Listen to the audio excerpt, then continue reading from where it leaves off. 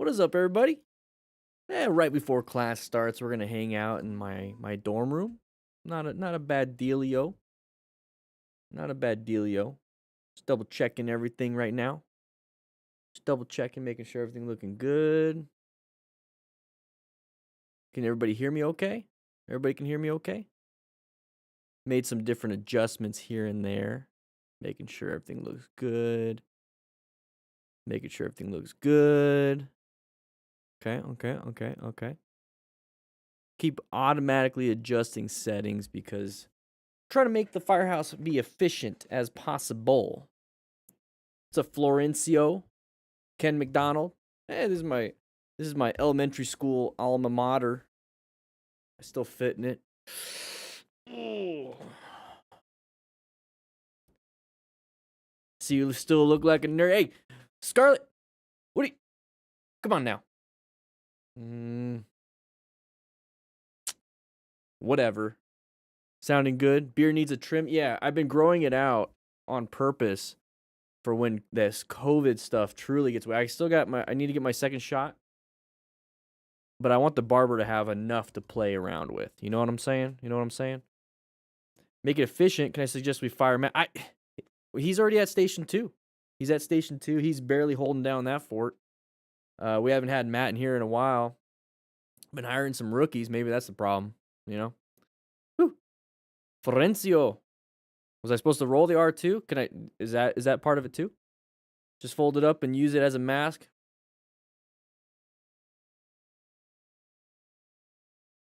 That works. Station 10. Hey, one day we're going to get Station 10. Right now we got Station 1. This is Station 1, the best one. Then we got Station 2. It's basically a shack. We're just going to hang out for a little bit prior to class starting. Class is going to start in about 20 minutes. I got to leave here in about 15.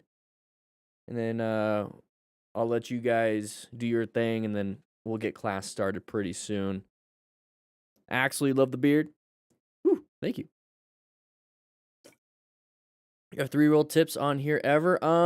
So what kind of tips are you looking for? Because a lot of the stuff really plays into the same thing. Counter steering is a little bit different, a lot more direct steering. You still have to do quite a bit of these things, so smart rider principles still apply. What's some of the problems that you might be having? Elia, how you doing? Caught it live. Kiara, how you doing? Gator. Dale Duncan, have a barber turn it into an Indian logo. Yeah, Indians better pay me for that. When are we getting a Dan the Fireman calendar? We need hey, Ferro. I can make it happen. If you want. What shift were you when you were on duty? Here, C shift is a big meme. Yeah, I know, C shift. I was A shift for about 9 years, and then I went to C shift for my last 2. So I was A shift for a long time. B shift was the fun shift, like all the fun dudes were on B shift. A shift took care of everything. Like we were the more efficient, and like we did everything correctly, and pretty much made up for C shift. C shift was all the retirees. So I live on a property with the shop we use. Would you say there's anything wrong with me buying my first bike on auction and building? Hey, nothing wrong. You're gonna get to know your bike pretty well if you have the skills for it. For me, I don't. Kevin, you ordered a kit today. Let me double. Hey, did you? By the way, everybody, we have very few left. Once these goes out, I'm gonna be asking for some feedback on the kits. I already know. Just based off of some of the feedback that I've been getting, I definitely want to. Hey, saw it. You subscribe to the mailing list. Hey, man, woo! We're gonna be throwing discounts on the mailing list too. By the way, once we get everything situated. But I already know I want to change the tourniquets from black to orange, and then get maybe some quick clot. But we might just be having I'm thinking out loud, everybody. I want to do like a fanny pack. I want to do like a trauma fanny pack because the kit's fun. I mean, I love the kit. The kit is absolutely everything you need. But I think like a fanny pack with one tourniquet and then some quick clot, and then just a bunch of bandages would be nice. Yeah, I've seen that, Loki. Some leg bags. Those are a thing. Expecting it to ship in May. No, they're not back ordered. I have a whole bunch. I have a whole bunch. Here's one right here. I'm just waiting on the patch. The patch is coming in. They're ready to ship. We're getting everything situated. We're getting all the labels and everything. We get in the boxes. But yeah, we're not selling more than we have. We're literally. I don't want to do back order stuff. I hate it when I order something. I'm like, ooh yeah, ready to go, ready to go. What's up, Killzone 1123? Hey, you popped up on the screen. So I hate it when people or when I order something it's back ordered. I'm like, oh, then why is it on the shop? You know. So I don't do that. I'm not gonna do that to you guys. Um, Thoughts on the new Chief Bobber looking to get add a cruiser to stables, deciding between a Scout and a Chief. Hey, if you're a bigger dude, Chief is gonna be badass. You don't need to get the 116. That thing is powerful. But if you want, it's cool. Get a standard. Scouts are really awesome too. If I had to choose, since I already have an FTR, I'd get the Chief. But if my first bike, I'd get the Scout. New rider bought an 883 and completed rider course. Your videos and tips are very helpful. Thank you and keep coming. Alan from Texas. Woo! Hey, Ron. Leg bag, yeah. Fanny packs are cool. We had fanny packs on the department. I used to carry one because it would have my trauma shears, extra gear, PPE, basically anything and everything I needed that wasn't in the big kit. So I mean, it's easy to carry. I mean, it's on your waist. There's nothing wrong with carrying a fanny pack. What do I think about MIPS for helmets? I think they're great. I think it's a cool little. The rotational forces are what really get a lot of riders when they crash. It's not just like an impact. It's not like just getting punched in the head and having your brain slosh back and forth. You're hitting your head at an angle and you're rotating your head like this. So you're getting all these different impacts. So the helmet, when it hits, it rotates first before your brain does. So I think that's really good because it's not just about getting hit and then you have that trauma. You have all these capillaries, all these different connective tissues inside the brain. And when it's sloshing around, you're ripping little pieces here and there. And that's what really causes that concussion, a lot of bleeding internally. And CTE is a huge thing with football players, American football players. I mean, that's what it is. It's the connective tissues getting jostled around from all these rotational forces. So MIPS, truly believe it's something that is needed, but I'm just kind of concerned that it's not enough. Hey, Raz Grizz Demon, welcome to the crew. I just think there's just too much I think there needs to be a full-on change up on what a helmet is for motorcycling. I really do. I think I don't know. I don't have the answer for it, but I think MIPS is in the right direction though. The Rock thought the fanny pack was cool at some point, and who's cooler than the Rock? No one. But paper beats him. I've been watching since the E4K days. Hey, damn, that's a long time. No 10. Woo! That was cheap too. It was like $200 for E4K and had good stuff. But now I switched to GoPro because they have better stabilization. Planning to buy a classic motorcycle, Kawasaki W175. What do you think of these kind of bikes? I don't know, man. I'm sorry. Might want to check out the Discord.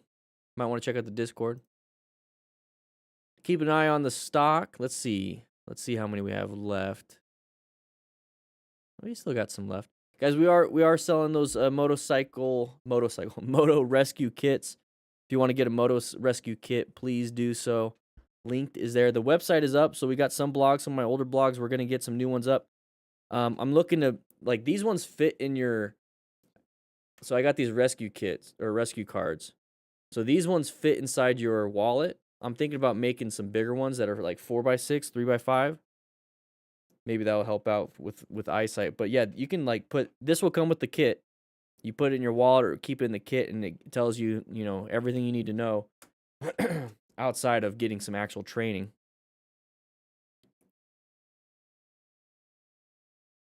Hello from Italian living in Warsaw. Woo! Thanks, man. I appreciate it, Simone.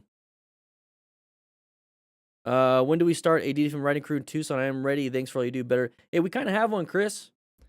We have a very small one. It used to be a lot bigger prior to COVID. We used to do a DD from Crew camp out. We had our first annual in 2019, and we were setting up for the second annual. It's on Mount Lemon, and then COVID hit. And then COVID is still kind of going on. We're hoping to make it. This was should have been our third year doing it, but it kind of got poo pooed.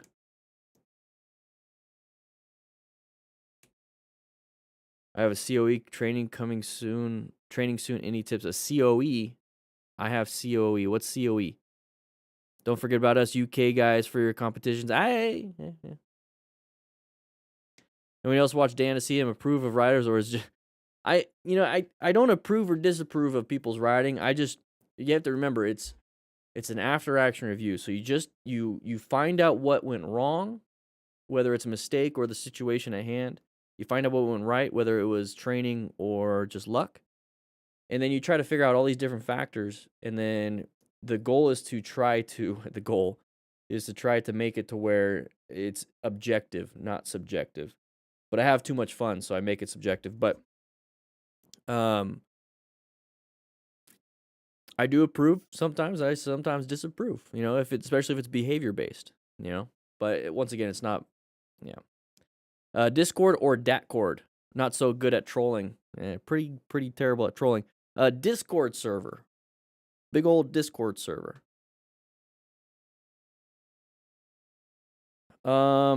Advanced first aid below EMT training. Oh, you'll be fine. If you have training, they're going to teach you everything. That's the thing, guys. If you go to a class, that's what you're there for. You're there to learn. Wait, couple more minutes? Okay. All right. Yep. About 7 more minutes, and then we got to send everybody to the front lot. Okay. Cool. Thanks, Scarlett. Just got the 2019 Honda Rebels 300cc last year. Kiara, whoo. I've seen flick of a wrist a dozen times, and of course a ton of your videos. That's awesome. I love that bike. The 500's awesome too. We're here to learn how to make better decisions in the future, not to judge it. Yeah, exactly, Pharaoh. And that's the thing, is that I'd rather these people make the mistakes than I do, and then we learn from them. Know what I'm saying? Can you talk about Adam Waheed? Please, he is some of the first exposure new riders have. Adam Waheed. Who's Adam Waheed? A film producer?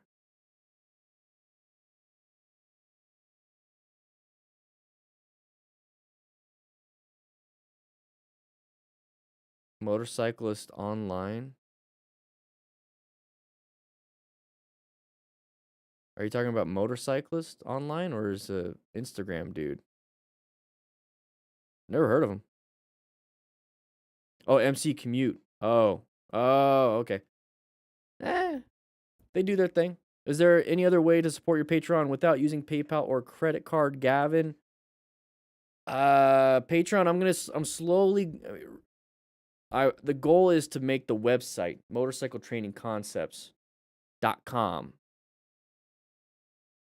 the main place. Now we're gonna be upgrading the DDF and Crew website to include memberships, so we can hopefully get rid of Patreon. That way I can, because all I can do on Patreon is just share like files.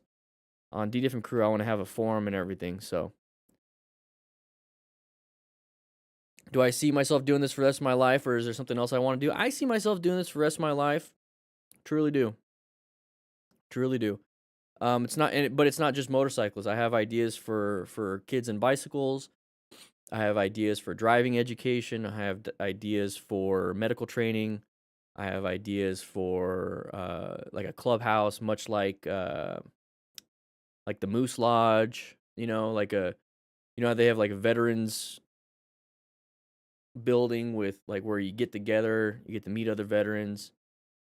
My goal is to have the DDF and Crew clubhouse in different parts of the country, and then you could show up there and get some training, hang out with other people that are like-minded. That's my goal. So that's going to take years. That's what I'm doing here. That's what I'm starting here. I got the firehouse right here. This is right here. Hey, look at this. Imagine this is real. Well, it is real, but imagine. Hey, Note 10. Cardo is superior. We got 5 more minutes until you guys have to go to the front lobby. There was a Brown Stage event today in front of me, and I caught it on camera. Woo! Oh, man. Karina, I'm definitely getting one of those kits. New to riding, have a 750 Honda Shadow. Love it. You've helped me learn a lot. Karina, hey, everybody, if you want to be a part of the crew, well, you can click join and get the mustache and everything. By the way, we might be changing up the beards and mustaches, so don't be too upset. But you can also join the Discord. It's absolutely free. Discord is absolutely free. Pero! So Karina and everybody, if you go to the Discord, you get to hang out with a bunch of people and just have a chat room. I mean, turn off notifications if you want. I try not to spam everybody. I really try not to. But swing on by the Discord. Lots of fun. If you're a member here and on Patreon, you get special access to the crew lounge. Yeah, a clubhouse would be cool. I mean, like a crew house. I mean, the firefighters have union houses, union places. Do you know any resource in Asia or online I can use to be adept at giving first aid and help till professionals arrive? Amay, we do have Road Guardians. roadguardians.org. It's for some medical training. I suggest doing the online course. And if they don't have it available to you, I don't understand why. There's some medical training right there. But my goal is to create my own. I have it set up. The MTC Rider Academy. It's just not out yet. So if you become a member or patron, that's what's supporting this type of training. Every time you guys donate, which, by the way, we're just raising money for the Distinguished Gentleman's Ride all month and next month. So, Gator, you're not a member. I don't see a mustache next to you. But every donation, every time you guys buy a kit, every time you guys spend any type of money, I literally throw it right back. And we're developing a MTC Rider Academy, which is universal, so it's going to be all over the world, because it's online. We have a bunch of different trainings coming out. So I'm excited.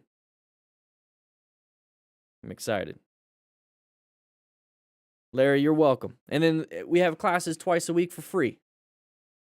Right? Situational awareness, after action review, training, twice a week for free. We have a video that goes out every single day for free. Got to pay the bills, though, with, Cardo, rock form. We got Voss helmets. Stuff like that. Right? Welcome to the crew, baby. Woo! We got some new updates. We got some new things. But right now, we have the Moto Rescue Kit out and about right now. Only a few left. And then once those are kind of gone, we're going to start selling these individually. Once we get all the shipping and everything situated for those, we're going to get a bunch more stuff. A lot more training materials, too. Tucker, what did I miss? Ask again. You got to remember, we got 141 people inside my dorm room. It's so loud. I can't hear you guys. Is it already lagging? I hope not. If I send an unlisted video link, can you still down? Yes, I can. So if you want to submit your own videos, there's going to be a link in the chat right now. There you go. So you can submit your videos that way. So click that link. In fact, let's go ahead and click it. Let's click it together. I'll put it up on the screen. So here's the link right here. So if you click that link to submit your own video, you just have to send me your email address, your name, the name of your YouTube channel, the link, timestamp. Do you want it in the video or like in the description of my video? Are you the original copyright holder? What happened? And then you just acknowledge that I'm able to have complete rights to it, so you can't copyright claim me later, because then I'll sue you. Are you over the age of 18? If not, do that. Boom. Submit. That's it. Submit your own video.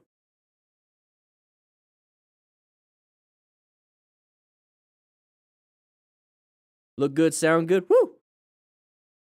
All right, Tucker, I'm trying to see what you wrote. All right, I want to get a Yamaha R3 for my first bike. What do you think of it personally?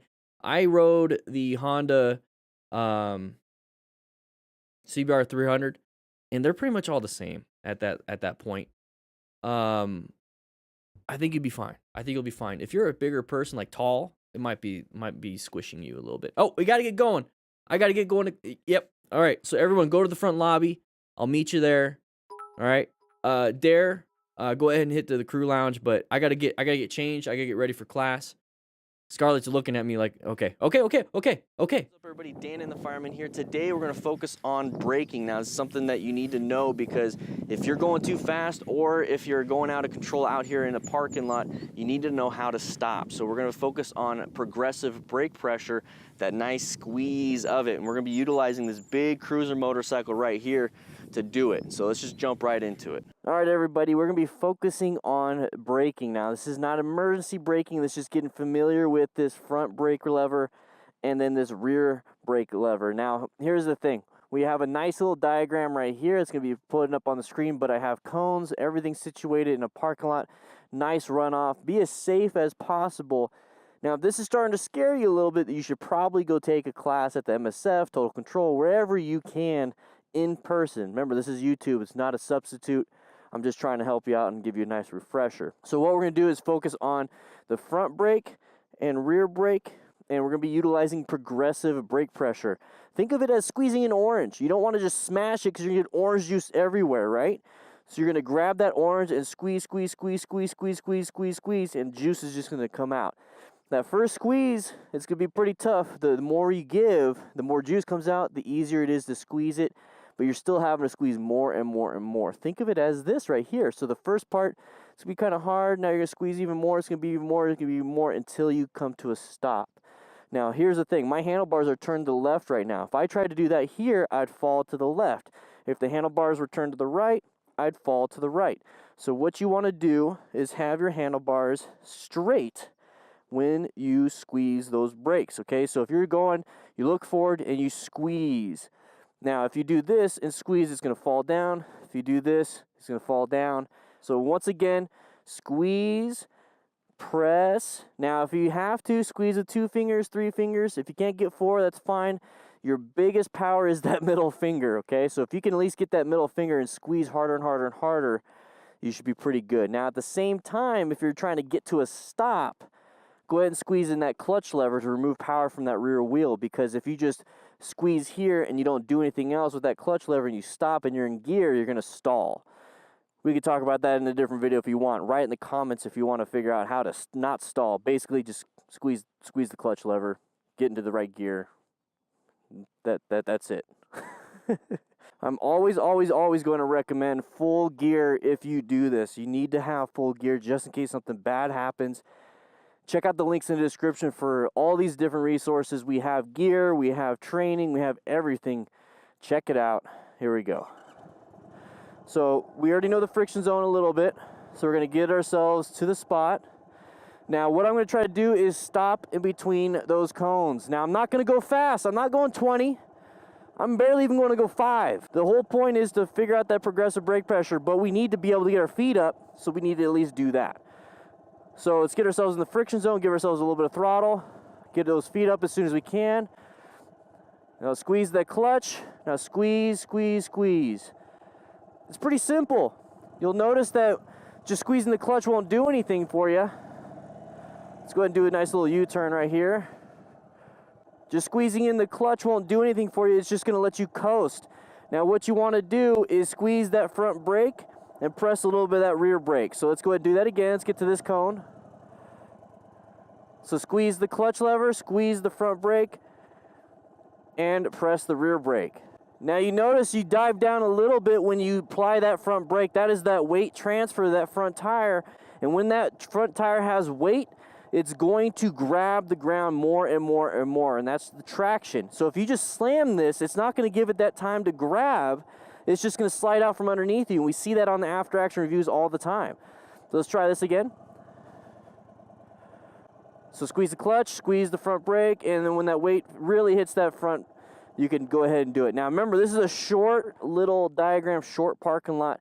Now I could totally utilize the rest of this parking lot, but if you only have this, this is what you can work with, okay? It's not that big of a deal, but if you really want to, you can get into a bigger parking lot and do it there. So I'm going to hear it in the comments already. Hey, Dan, you didn't show us what happens if you have the handlebars turned. You just told us, and now I crashed. Okay, well, here's the thing. Let's go ahead and show you. I don't want you crashing. So we're going to watch the... Make sure you guys hit that sign in button, which is the like button. Woo! And then really slam it at the end to really emphasize what I'm talking about. So let's go. Watch the headlight. So I was applying progressive brake pressure. At the last second I applied, but we grabbed traction. But you see how the headlight bounces up and down? All right. The headlight is in line with the motorcycle, basically in line with the tire and the rear tire. Now, let's turn the handlebars to the left last second. All right, crew members, make sure you guys are cleaning up after yourselves. All right. Make sure everyone's having a good time here in the lounge. We got 5 new members. The 5 people, click that join button. Make sure you also check out motorcycletraining.com, motorcycletrainingconcepts.com. Jeez. And grab yourself a new Moto rescue kit. Looking forward to seeing all these out there. Looking forward to hearing some stories about how you saved somebody's life. I hope you don't have to do it, but hey, you got the kit. You know what to do with it. You know, just, whoo, look at all that stuff in there. Looks beautiful. With that said, let's go ahead and let everybody know by clicking that like button. They sign into class so they get credit for today's class. But we're going to go ahead and talk about this video, price you pay for mistakes, epic biker moments from Moto stars. We're going to have some fun with that. But remember, we do have those kits. So if anybody's asking, what the heck are you talking about? Please point them in the right direction. All right? All right? Let's get to class. Yeah.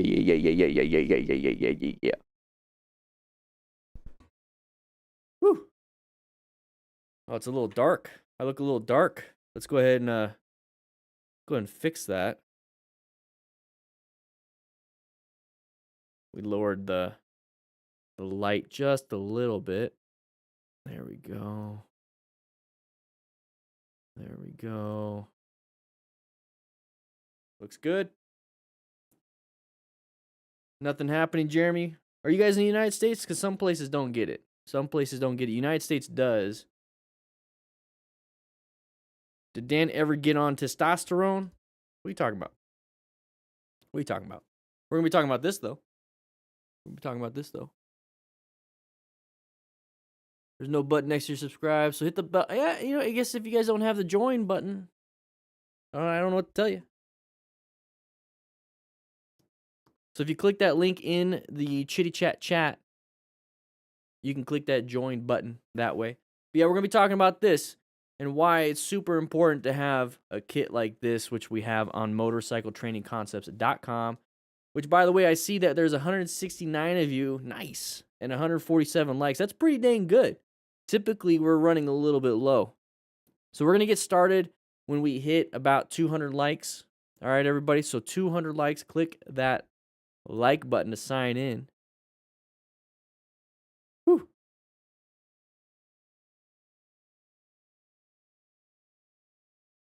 Make sure you do that. 156. I'm seeing it climb up right now. 162. Woo!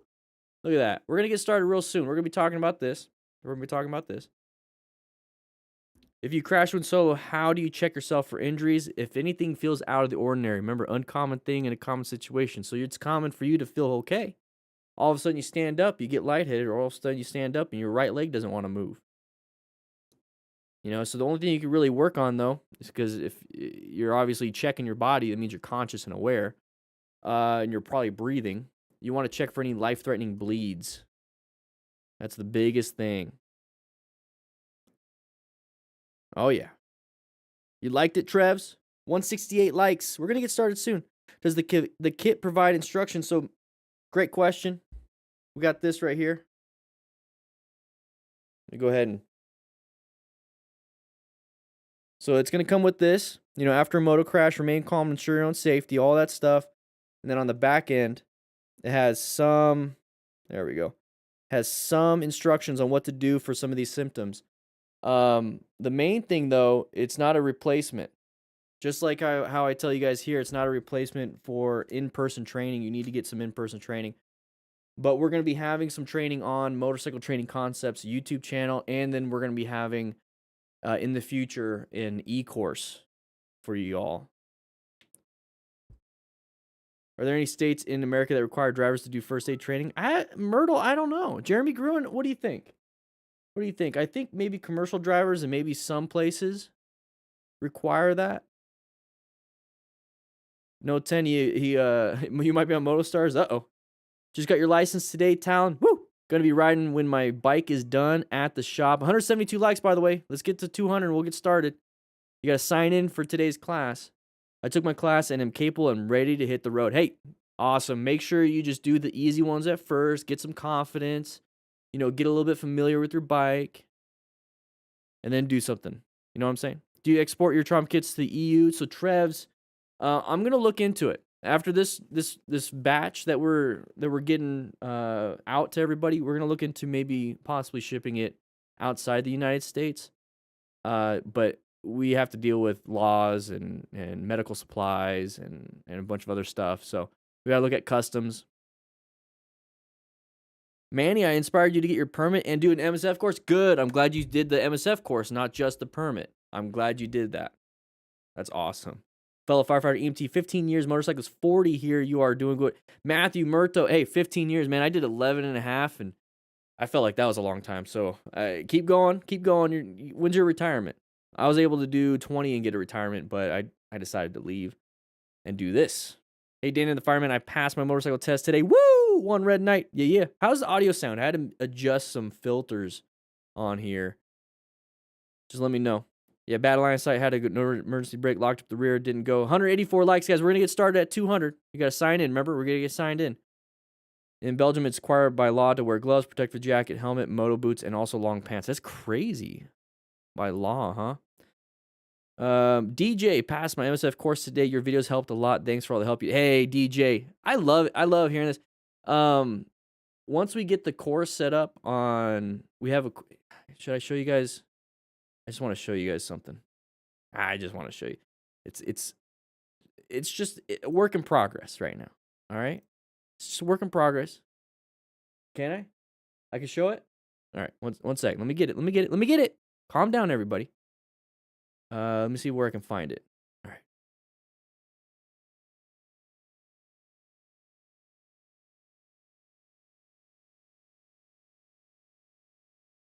Coming soon, hopefully.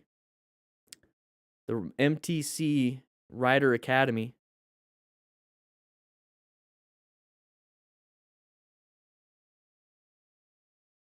And no, I didn't make it in paint.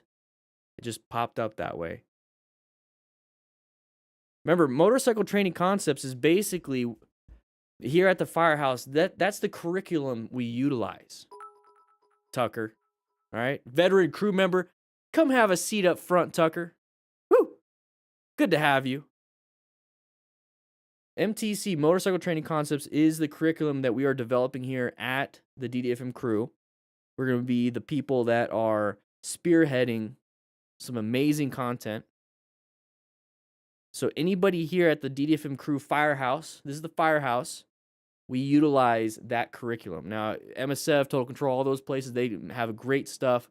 I just feel like based off the smart rider principles, seeking out, recognizing, maintaining fundamental skills, acquiring, utilizing personal protective equipment, rescuing another rider with medical training, and teaching and mentoring. I think there's some pieces inside the smart rider principle, Coco Licks, that other organizations don't teach. And I feel like we should be doing some of those things. So when we have, let's go ahead and bring it back up. I think that was really cool to see. Here's 1 second. Let me get there. So once the MTC Rider Academy launches, we're going to be focusing on the smart rider principles. So we're not just teaching motorcycle riding, how to go fast, how to manipulate the motorcycle. That's not all we're going to be teaching. We're going to be teaching other things like medical training, how to be a mentor to new riders, how to grab gear or not grab gear, you don't want to grab, how to buy gear, how to size it, how to do it, how to have a mentor to help you out. A whole community, the Rider Academy. Now, great question, No 10. Great question.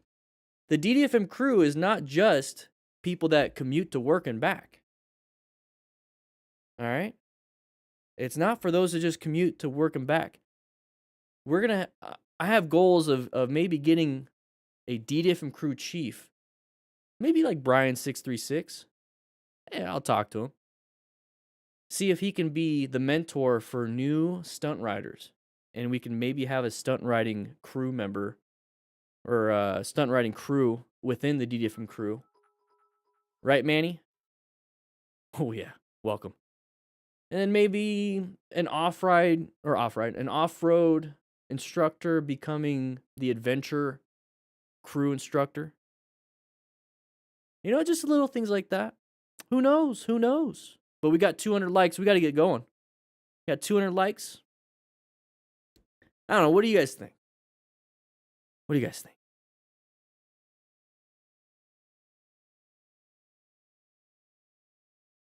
All right, making sure everything looking good. Looking good. Let's see if we can hear it. You guys can hear it, right? I can hear it. All right. Oh, we got to get the pen out. Got to get the pen out. It's class time. All right, let's see. We got the pen. Got boogers. All right, got boogers. All right, good, good, good. And it looks like we are going to get going. Dun, dun, dun, dun. Oh, don't do that. Oh, oh, we saw that one before. All right, here we go. Here we go. All right, we already saw this one. We're going to just briefly talk about it. Because the time Line of sight issue. Decided to pass on the right, hit that. Now he's having a bad day. So rushing to where you want to get to is not going to help you out too much. Thankfully, his wrist and hand isn't too damaged. But yeah, you damaged a little bit of your bike. Maybe broke a bone. Maybe sprained your wrist. So just be careful with that. Dangerous spot to be in. Maybe it's not going to start up. Is it not going to... Oh, he bent the frame. Oh, bent the headlight. Hopefully it's just that and not the frame or suspension. I do a quick check. Oh, it doesn't look like it's working. Hey, rescue another rider. Anyways, moving on. Ziegler Monster. Here we go. Oh! Law of gross tonnage there. Who won? Who won that one? So we talk about motorcycle riders, left turners. Well, is it green doesn't mean you should go. Let's watch this. Law of gross tonnage. We have this white vehicle turning left in front of a truck. It could be a motorcyclist, right? Left turners are deadly for motorcyclists. So left turner, white car. Green doesn't always mean go. And now we have this big truck with lots of weight moving behind it. Lots of weight moving behind it. And then that truck did not even budge. It just kept going. So imagine you getting hit by a truck. So why are we fighting with trucks all the time, class? I don't get it. Why are we fighting with trucks? Why are we fighting with cars? This car is going to beat us no matter what, even when we're on a motorcycle. So law of gross tonnage. Very, very, very, very important. Boom. Nothing really happened to the Suburban. That vehicle was doing basically a 360, 270, whatever it is. And here's the thing. As a motorcyclist, that'd be crushed tib fib, crushed femur, crushed knee, possibly ejected. Now you got trauma all over the body. Pay attention, pay attention. Thankfully, the motorcyclist didn't collide with this white vehicle, or a motorcyclist didn't turn left in front of this vehicle.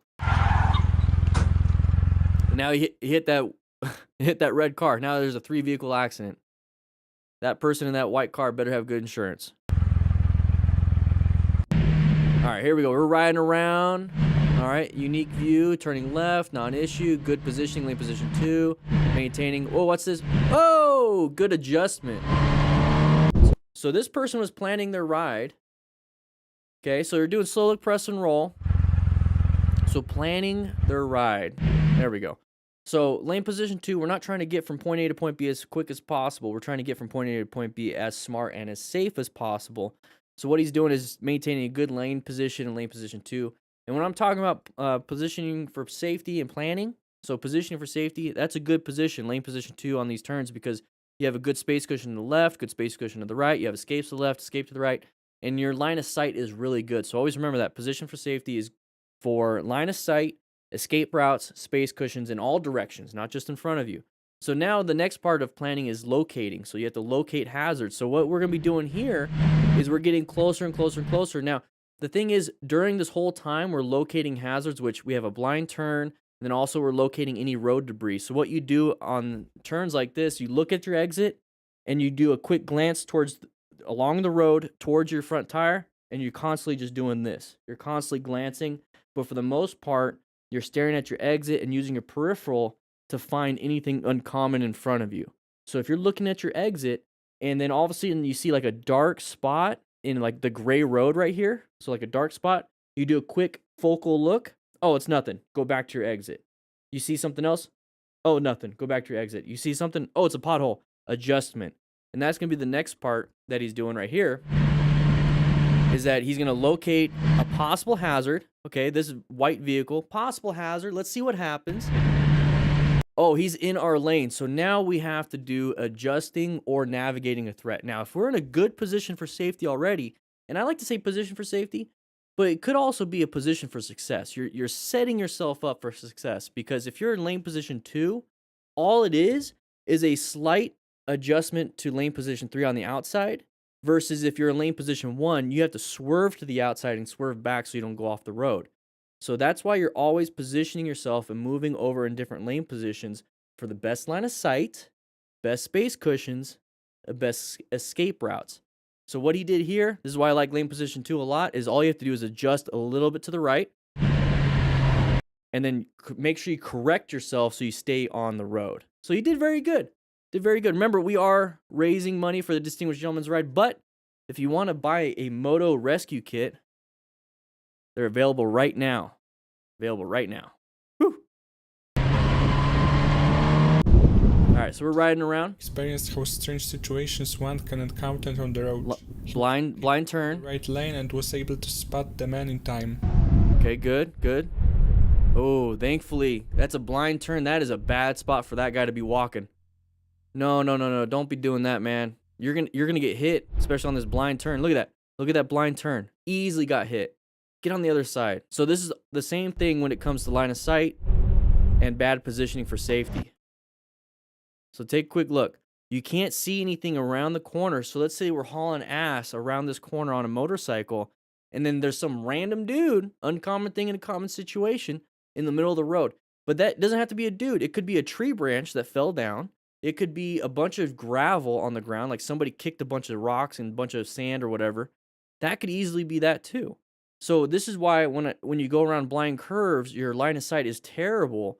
That's why you need to be going slower than you typically would, but then you can always add more speed later. Remember, we're just trying to get from point A to point B as safe as possible, not as fast as possible. I prefer to see things when we're riding. So you can't see anything. Like I said, a branch could be on the ground. Was able to spot the man in time. Now we spot the man, okay? We don't know if he's on the side of the road yet. Okay, now it's a bad thing. So if we were in this lane right here, and we were riding right here, and we saw this person, check our mirrors to the left, just adjust and get in this lane and do that. Now imagine trying to do that at speed, like really high speed, because you're hauling ass around this corner. It's going to be difficult. But if you're just going the speed limit and you're just kind of enjoying it, you're in yellow stage, recognize the hazard, in orange stage, moved over, easy. You just planned your ride, non-issue at that point, and you moved on. But a lot of people would collide with that because they target fixated, or a lot of people would just panic and go into brown stage, or they would be blaming this person, which, go ahead, all you want, but get yourself out of there first. All right. So we're riding. We're going with the flow. You know, the flows. Look at the left. The left is the flow. So we're not going too crazy. We have big open lane on our end. Yep, that's it. Stack of cars on the left. Big open lane in front of us. People want to merge into that. Stay in your lane. You're going fast. Stay in your lane. Just focus on what you need to do. Forget about it. Forget about it. All right, now we're just gonna cause issues. So it doesn't matter if they're on their phone. It doesn't matter any of those things. Okay, at the end of the day, it doesn't matter. Now, if something happened and you really want to make it a big deal, you go to a court and everything, then yeah, okay, insurance might. Fault and your safety doesn't matter. They don't mix. Okay, who's at fault? Doesn't matter. Who's responsible for your safety? You. Safety. I don't give a crap who's at fault. If a kid's running in the road and he gets hit by a car, who's at fault? The car. But everyone's gonna be like, well, the kid ran out in the road. It's like, yeah, well, he should have been responsible for his own safety, or the parents should be responsible for their safety. But, I mean, the car's at fault. It doesn't matter, though. The kid's probably dead or lifelong injuries. So at the end of the day, what matters? Your own safety. So when we get something like this, and we recognize the patterns, or we recognize all these different things, we need to be taken into account and stop blaming other people for being on their phones, or not seeing us, or not checking their mirrors, or So how about we find out what we can learn and see, hey, there's a pattern coming up, that this is a common situation where somebody merges in front of you. This is an interstate situation that happens quite a bit. Merging lanes and people switching lanes in front of you is going to be one of the main hazards on an interstate. Now, in town, you're going to have path of travel violations of people turning left in front of you, turning right in front of you, kids running across the road, pedestrians. You're going to have all these different hazards, but interstates are relatively safe compared to in town riding.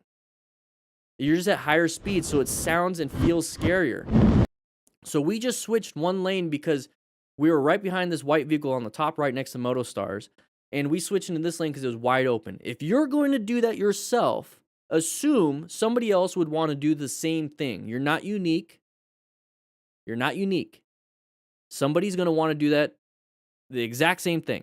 So let's take a look. So we're riding over here, and we have a big open lane in front of us. Beautiful for us. Beautiful. Well, somebody else wants that beautiful view too. We have great line of sight, good space cushions in the front. That's what other people want.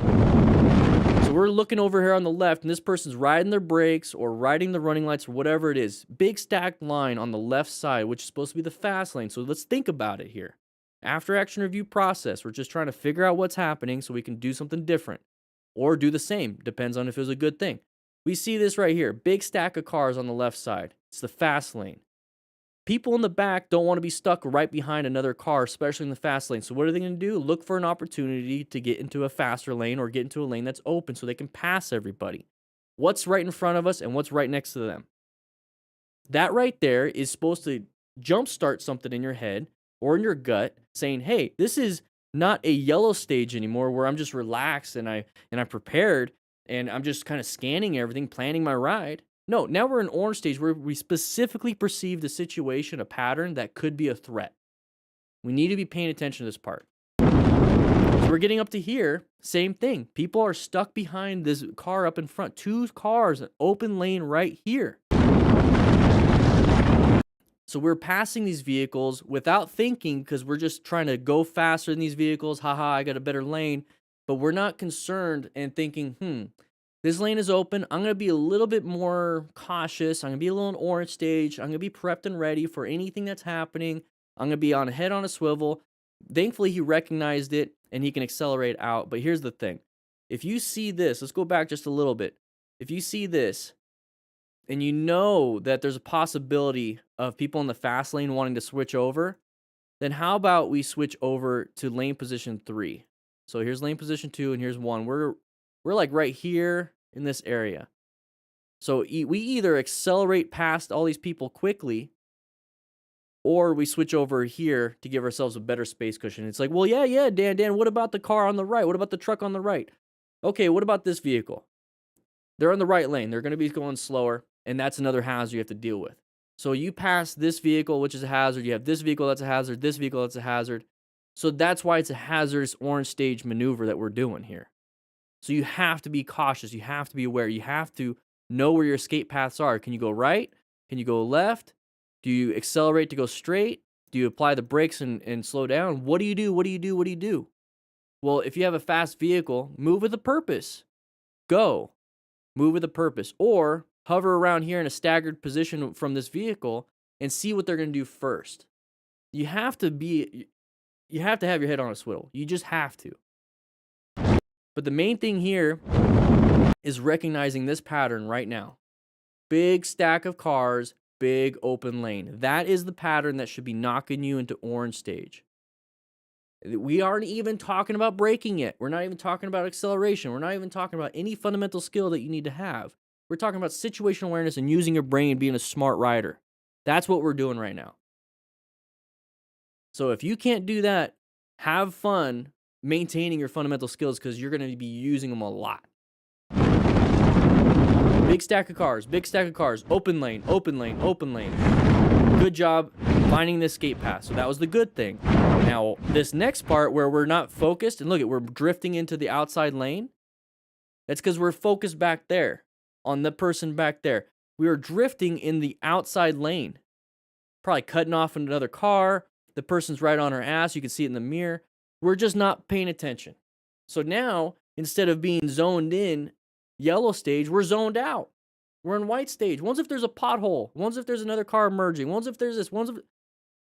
You're just lucky that nothing's happening. How many feet per second do you travel at 80 miles per hour? So look back 1 second. How many feet did you travel that you didn't see that you were going? Write it in the comments.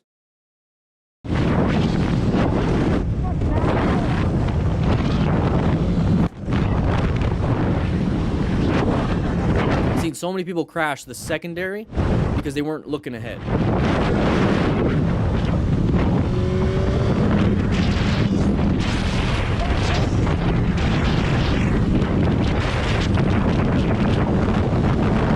Thanks to his composure and sweet. You guys didn't see the markers? You didn't see the markers?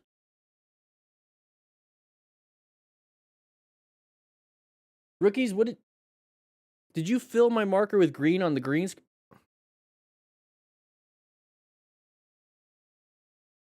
You don't see markers? All right. All right. Keep eating the crayons. Keep eating it. You see what happens when you eat all the crayons and you lick the markers and inhale them? Freaking rookies, man. Whew. Now you see it. All right. All right. Anyways, let's go ahead and talk about this one right now. To his composure and swift reaction, this biker miraculously managed to avoid a collision. Okay, so, oh, left turn, swerves. Oh. Woo.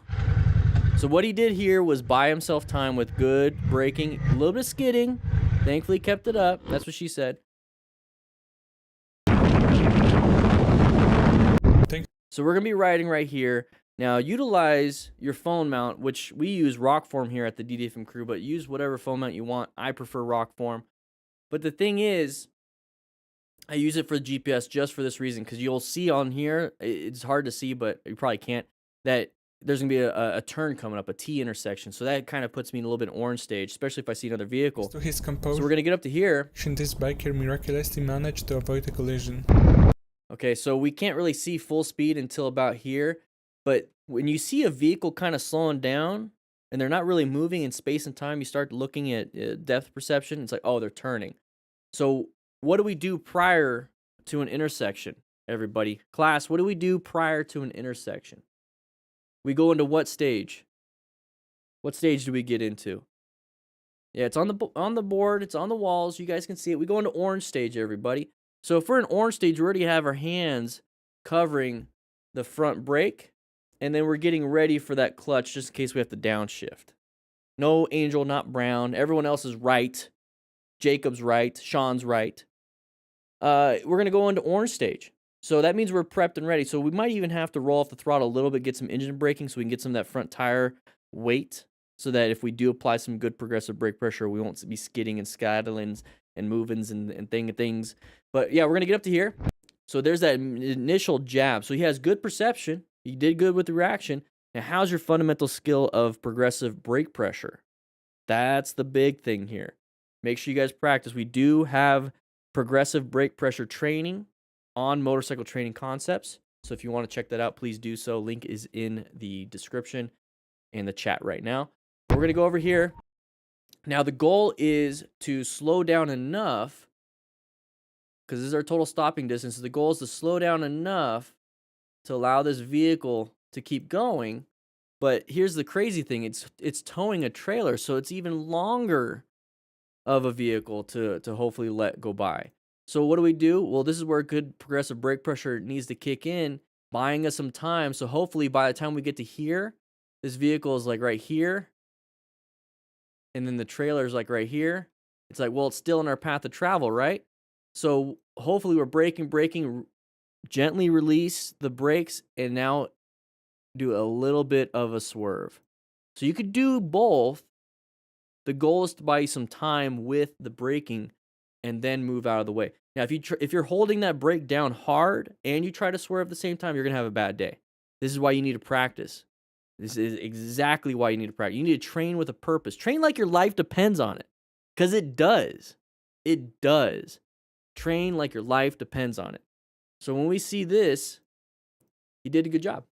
Let's take a look. Biker miraculously managed to avoid a collision. Braking, swerve a little bit to the left. But you see that little jostle? He lost traction, so a little bit too much rear brake. Lost traction on the rear brake, but here's the thing. He saved himself by releasing the rear brake, and it re-caught. So let's watch it one more time. Miraculously managed to avoid a collision. Did good. Hey, close calls are close calls. If it's not pretty, but it works, hey, I don't care.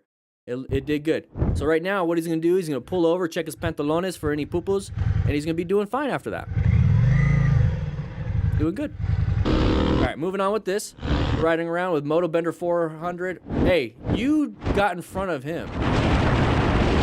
You cut off that truck driver. Leave it. No, we're not. We're not going to leave it. Okay. I think there might be something going on here.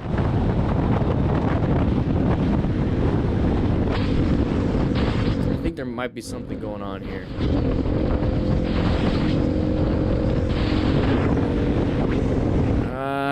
Let's see with the initial. Let's take a look at the initial. Because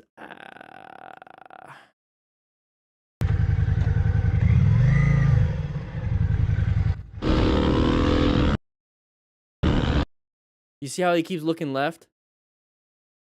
I want to say it's because of head checks.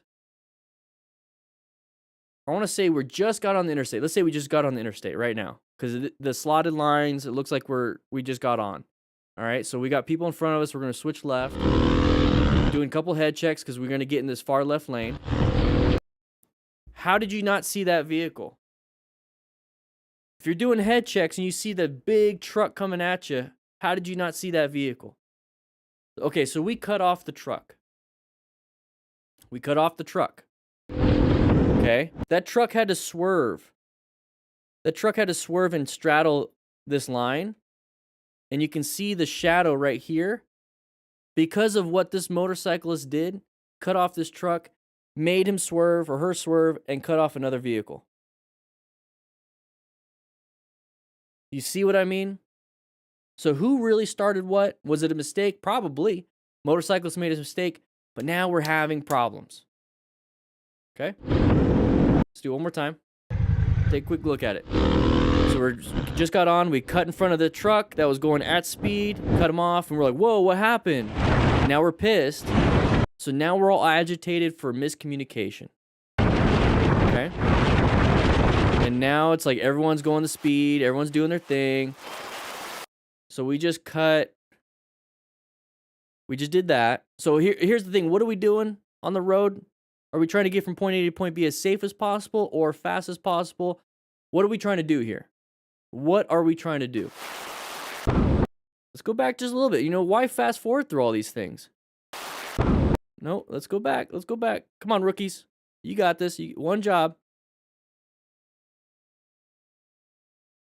All right. So here's the thing. When I see the context of it all, not just the initial, oh, I got cut off and now I kicked the car. When I see how things are being ran,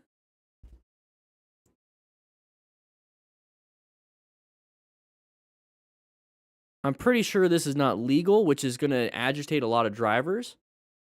And now we're back to here. So we're in the right lane. We're in the right lane. Take a look. We're in this lane, not the middle one. This car is merging into this lane. We're not there yet. We moved in last second. Okay. That pisses us off because it puts us in danger, and that's a huge thing. Puts us in danger. This looks like it's New York, so I highly doubt lane filtering in New York is legal. All right, so there's the kick. All right. We're not paying attention to safety at all. We don't care about safety. We're just trying to get from point A to point B as fast as possible. Or we do care about safety, and we believe this is the safe way of doing things. So that might be the thing. that these two riders might believe that lane filtering at high speeds, cutting off other cars, and just riding like this is what is safe. And I don't believe that's the case. I'm sorry. That could be the thing, but I don't believe that's it. But if it is class, and you truly believe that you need to be lane filtering and you need to be doing these types of things to stay safe, you don't have to do that. You can go with the flow of traffic, recognize patterns, planning your ride, using the color code stages.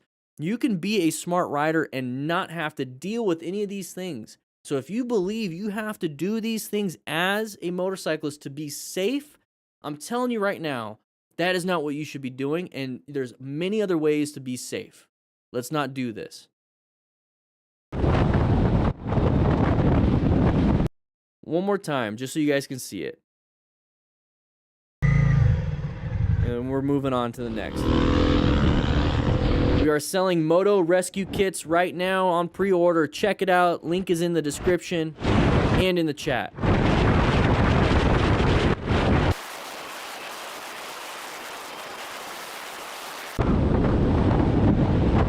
You always call him Dan. See, we put ourselves there. All right, we're going to move on.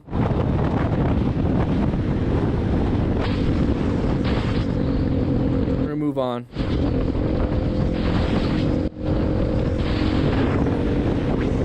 It's all you got, all these riders' fault. All right, moving on to this. Riding around the mountains, blind turn. Careful, careful. Okay, another blind turn. Doing good. Whoa, whoa. A little bit too fast for you. Hey, we did good slowing it down, though. I think you might have hit something. Might have hit something and then, oh, now we're in the roadway. Hurry, hurry, hurry, hurry. Around a blind curve. You don't know if a car's coming. Move with a purpose. Tell your buddy on your cardo, hey, I crashed. If you could do that, then he'll maybe stop. I've been getting on a little bit of soapboxes today. Is everyone doing all right? All right, so we're going to be riding around. So we're going 80. Now, I don't know if it's kilometers or miles per hour, but either way, it could be too much for this person. So all we had to do is commit to this turn. So I'm wondering why he's looking right. So maybe we're just locking up brakes. Let's go back just a little bit. Let's see what happens. I think he hit something. No, that was his brakes. He was applying a lot of brake pressure. I think this is a skill. Yeah, exactly, Gator. I think this is a skill level issue. And this is what's really scary. Maybe he was riding with his buddy. His buddy's more experienced, or maybe this guy just made a mistake. Maybe it was white staged, wasn't paying attention too much, maybe exhausted from a long day of riding, and now we're on our way home, which could easily be the problem. All these different factors. So all those things I just mentioned. So riding with a buddy and you want to keep up, hey, ride your own ride. Problem solved, right? Exhausted after a long day of riding, hey, take it nice and easy on the way home. Understand that you are maybe dehydrated. Maybe you are exhausted. Your muscles aren't moving as well. And then also the same thing. How many times have you guys have left work and just felt like your brain was just done, but you have to ride home? So that's one of those problems that you might be having. So make sure you're not mentally fatigued either. So take it nice and easy. Maybe put on some more uplifting music on your Cardo Pack Talk, which is what we use here at the DFM crew. Maybe do something to keep you more motivated. Try to figure out why you're having a problem riding. If it's a skill level issue, then maybe we shouldn't be out here, or we could just lower the speed down. There's nobody around us. Have a good time. There's just all these different factors that could be involved in this. So just make sure, yeah, it's not even a sharp turn.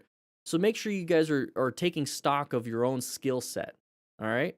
Hey, who here plays video games? Who here plays, RPGs and stuff? You're a brand newbie, you're level 10, but you just fell into a level 20 something, area, and then everyone has skulls on their name. You can't even see how, you don't even make a dent in their health bar. That's kind of what we're doing here. We're like a level 10 newbie, and this is a level 20 to 30 area. We shouldn't be here. That's kind of what that is. You know what I'm saying? I don't know. I used to play a lot of video games. I don't have enough time for video games. I'm out here teaching classes Tuesdays and Thursdays at 3 p.m. Mountain Standard Time. Man, I really want to play some World of Warcraft again. I started playing in 2005.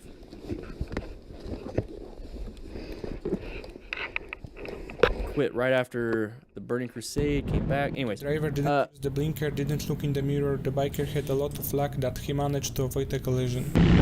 Oh, that's exactly. Whoa, whoa. Good job on the swerve, even with a passenger. Hey, this was pretty good. There's a few things that I would do differently. Yeah, watch out. You got your own turn coming up. All right. So here's some things that I'd be doing a little bit different. So I wouldn't be passing a vehicle on this turn right now. Okay, you have this blind turn, you're passing, so you're going a little bit faster. You don't know if any other cars are coming. And then you're not set up for the next turn. Then also, it's blind. You don't know what's around this turn. So we're coming up here. So look at this. We're not even in our lane yet. Another car could be coming. That's really dangerous. And that's why you have that Cardo pack dock, because that is where you're going to tell somebody, hey, I'm stuck behind this car until this next turn. Okay, so that means everyone else will just kind of relax until you catch back up.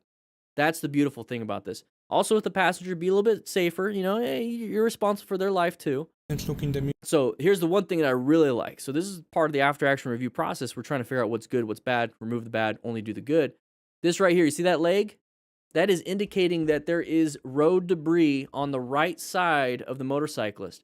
If the motorcyclist put the left leg out, that means there's road hazards or road debris on the left side. So if you're part of a group ride and you see anybody doing that with their leg, just know that that is where there's going to be debris. So I think that's really cool. So that's the more experienced rider up front. Maybe the people in the back are just as experienced, but maybe they're not as experienced. But it's really cool to see that a rider's doing that. He's not putting his leg out because he wants to, you know, do supermoto stuff. No, that is because there's debris out there. So it's really cool. That's really cool. So then we're going to see this coming up. Mirror, the biker had a lot of... Now, this is why I don't want you guys rushing around corners, because we saw earlier the guy with the cart. Now we're seeing road hazards and road debris right there. Got to be careful with that. Got to be careful with that.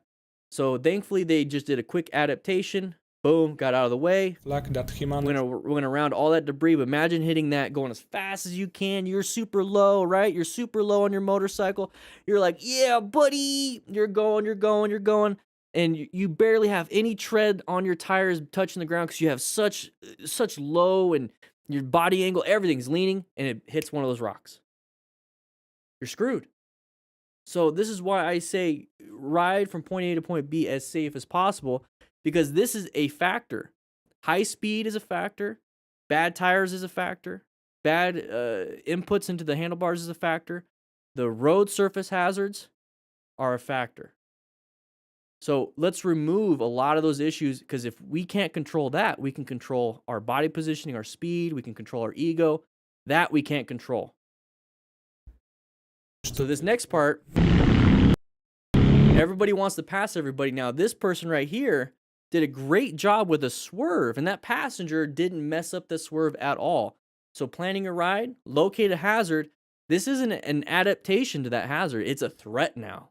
We have to navigate that threat. This is a red stage maneuver. Red stage.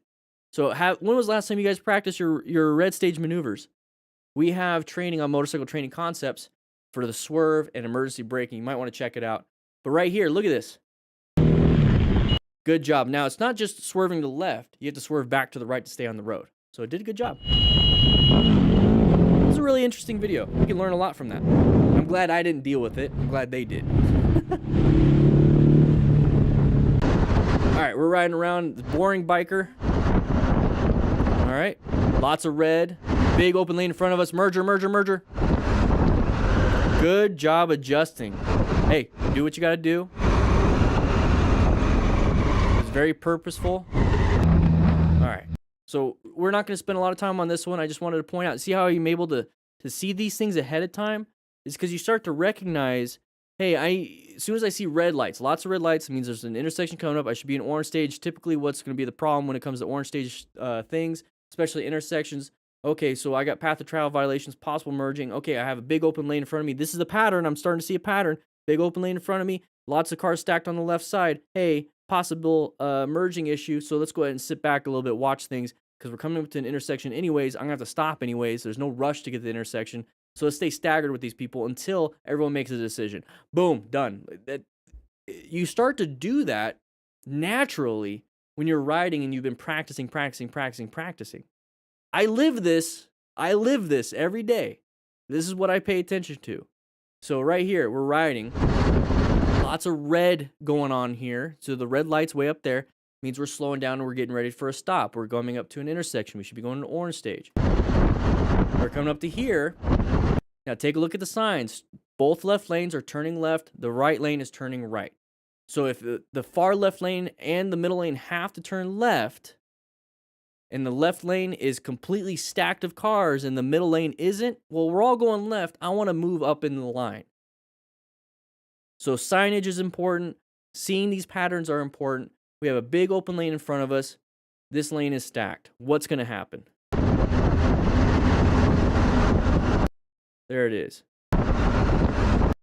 There it is. So good job on the adjustment. Good job moving. Did an amazing job. And that's it. Now the problem is we wanted to go left, right? Now we're in the right turn lane. Hey, guess what? 3 rights make a left. So just do 3 rights. We're on a motorcycle. We're having fun.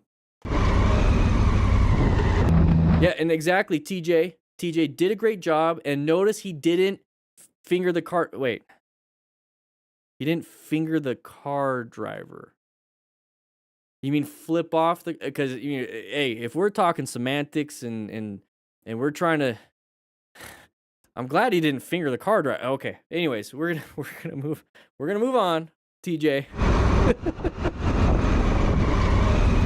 There we go. Give him the finger. There we go. So we're moving on. Most vile club right here. No comment. All right. So we're at intersection. Orange stage. Good, good, good. We're going to turn left, it looks like. Okay. Okay. We recognize. There you I would have done the same thing. I'm already in movement. If I stop now, I'd be in the flow of traffic. Just kind of merge with them at the same time. Did a good job.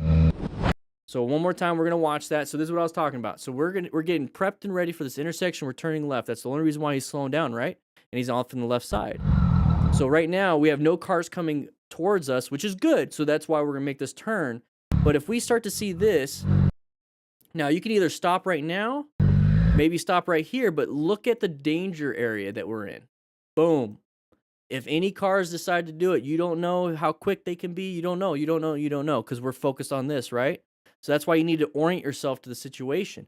You need to be paying attention. So here's the thing. We're in a danger zone. So how do we navigate this danger zone while also having to deal with this car? Do exactly what he did. Kind of slow it down, allow them to go in. You'll see a lot of motorcycles say, screw you, and then they start going. They start to go that way. They start to rush it and try to get in front. They try to get in front. Do what this guy's doing right here. This is a great job. Great situation to talk about because this might happen to you. So just kind of let them in. That's it. Then while he's safe, good. Honk. Go ahead. Let them know he's being a dum-dum. Did a great job right here.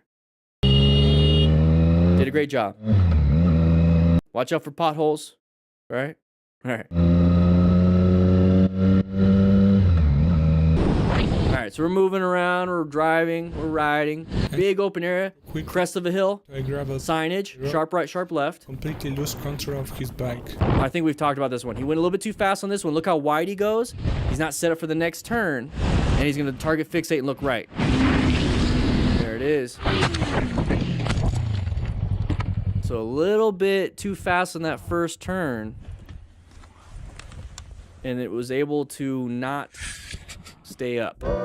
So real quick, we're just going to go power through this one because we've talked about this one. So we're going up to a turn. It's a crest of the hill. We see the signage, sharp right, sharp left. We need to prep ourselves for the first turn because if we don't, we're going to screw everything up. So straight line weave is a great practice tool to really drive that point home. If you mess up that first cone, the second, third, fourth, fifth, whatever cones that are in that straight line weave, you're going to screw those up. You have to get the first one correct. You have to. If you don't, slow it down as best as you possibly can and set yourself up for the next cone or the next turn. So we're going to get up to here. He's going to go a little bit too fast for this turn. He gets shot out wide. So right here, if you're having trouble, you're like, man, I got shot out wide. Guess what's going to happen on the next turn? You're going to get shot out wide too, but you don't have this whole huge lane as a buffer. You have the grass as the buffer, and you don't want to go on the grass. So right now, while it's straight, slow it down, roll off the throttle, maybe even apply some progressive brake pressure while you're straight, and then set yourself up again for the next turn, okay? Sean. Make sure you guys sign in. 275 people, but only 250 people signed in. You have to sign into class or you don't get credit for today's class. All right? So sign in. Click that like button. Woo! All right. All right. So passenger got off, I think.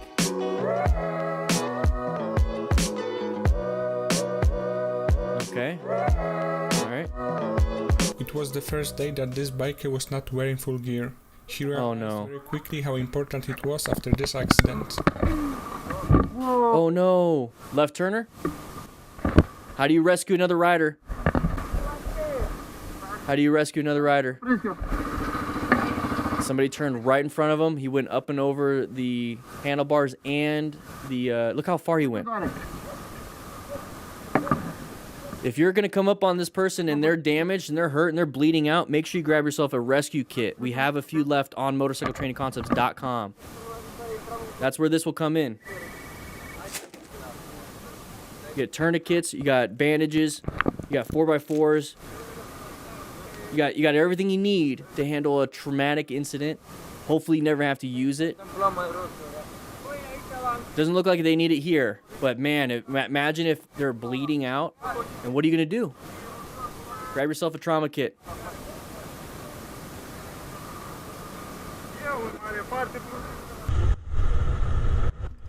All right, let's just talk real quick. Just real quick. So we're going to rescue. We're going to rescue. Now take a look at the mechanism. This is what we're going to talk about real briefly, the mechanism. Look how far he is, okay? So there's some impacts and tumbling, okay? It looks like this vehicle was turning to go across this, so maybe an illegal turn. So the motorcyclist definitely wasn't at fault. So we talk about people at fault versus responsibility and your safety. It doesn't matter. This person's at fault, but you could probably have an amputated leg. It doesn't matter who's at fault. So that's why I always like to pay attention to be situationally aware. But that's not what we're talking about here. We're talking about mechanism. So we're going to get up to him, and then we're going to go ahead and check the bike. So this is what I want to be different. I want him or the rider to be more important than the bike. Everyone just disregarded that person to take care of the bike.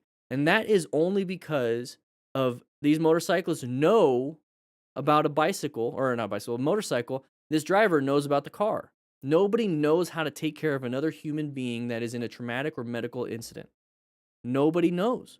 And that's what I want to change with this trauma kit, and then also with these rescue cards that we got inside this. Let's go ahead and do this. These cards are inside the trauma kit, and we're going to be selling them separately. We're going to make them bigger too. But head injury symptoms, shock symptoms, the treatment for it, remain calm, ensure your own safety, stop the bleeding, quickly assess severity. We're going to have more and more training on motorcycletrainingconcepts.com, and then also Motorcycle Training Concepts, the YouTube channel. But when we get up to here, why are we focused on this? Let's focus on the person. Who cares? Just, you have to shut it off or whatever. So there's the frontal impact. Okay, now we're going to go back to the motorcyclist. He's got a jacket, good. He's got a helmet, good. He's got gloves, good. And it looked like he had normal shoes and maybe normal pants. So think about that when you see this. Think about that when you see this. Should you be wearing full gear? Yes, that's part of being a smart rider, acquiring and utilizing personal protective equipment just in case you do crash. And then if you do crash, hopefully somebody comes in and rescues you. It's a full system, the smart rider principles.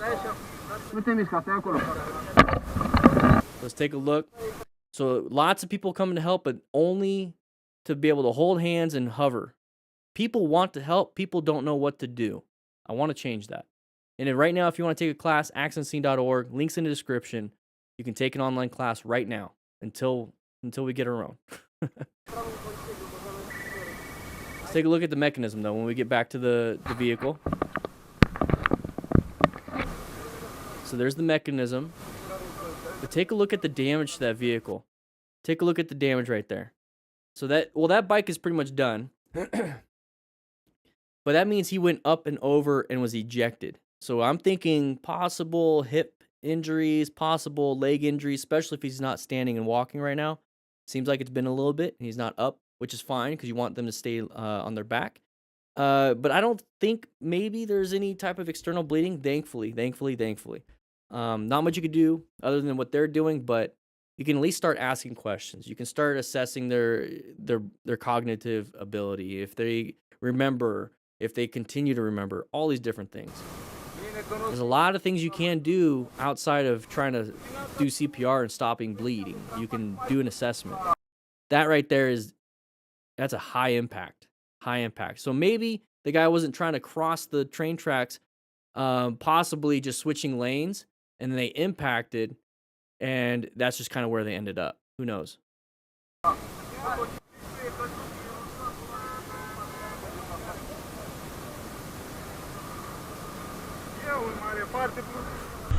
right, so we're moving over here. All right, good position for safety. This is exactly where I'd be. Maybe I'd be off to the left next to the curb because I'm short and I like to put my leg on it, or put my foot on it. I would get a rock form mount and not the ram mount on the right. He probably lost his phone because it's a ram mount. All right. See the line of sight? This is the positioning I want you guys to be in. I'm 5'6", Chris. Hey, she's looking at him. I'm good too. Safety. Yeah. Oh, don't tell me he's gonna get hit. All right. Bye. Don't tell me that's all it is. She's gonna cut him off. Don't tell me that's all. Moto stars, are you serious? That's all that is? There was nothing else. There was no incident. There was no yelling. It was literally just a conversation between 3 people.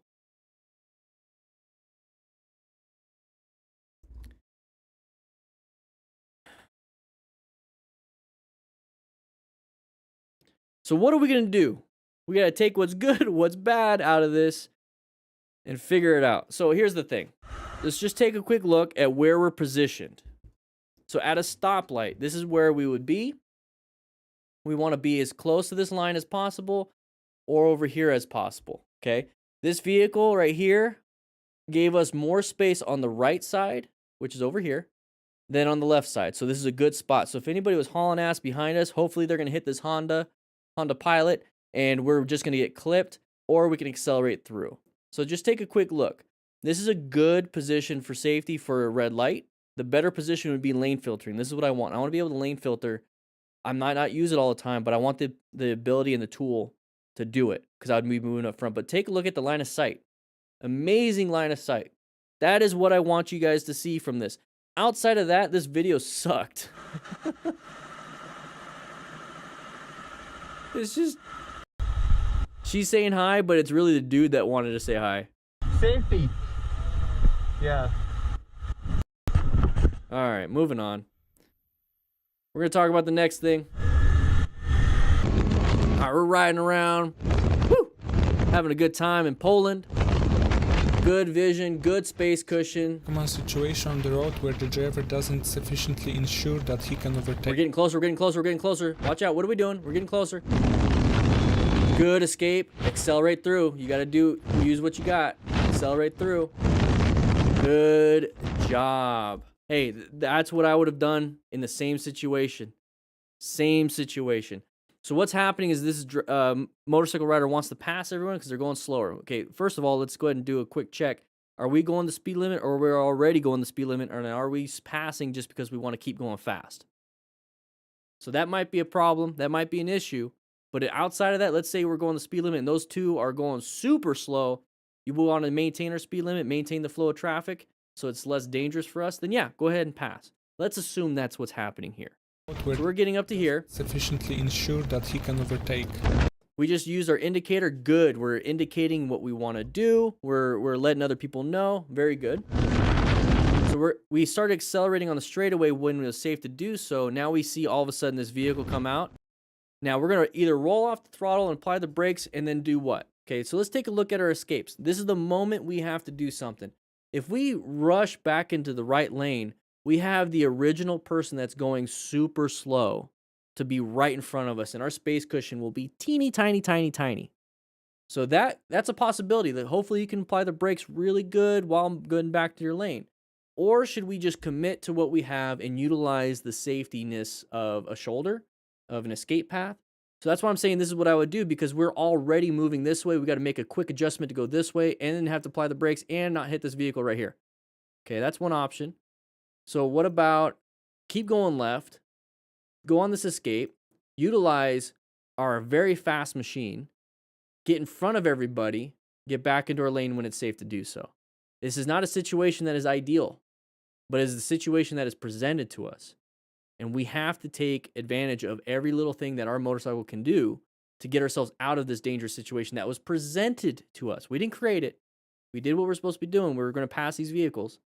Somebody else did this in front of us. Uh-oh, what do we do?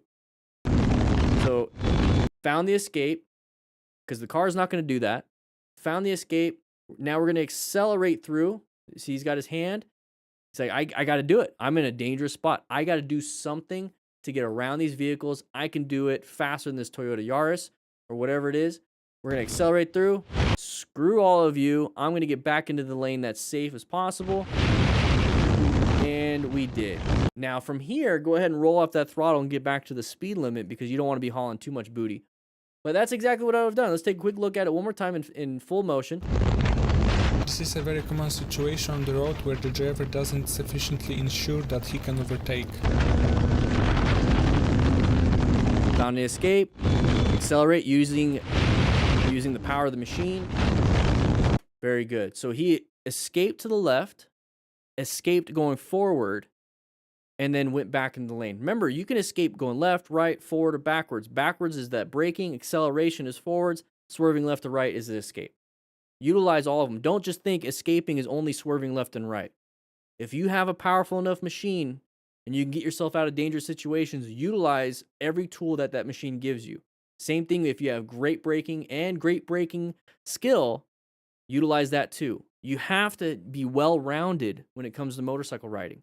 If you feel like you're a little bit rough on your braking, let's go ahead and chip away at it. Let's go ahead and get better. Let's get better. Let's get better. All right, we're moving on here. I am not invisible. Okay, merging issue right here. Possible merging. We're in the blind spot. We stayed in that blind spot.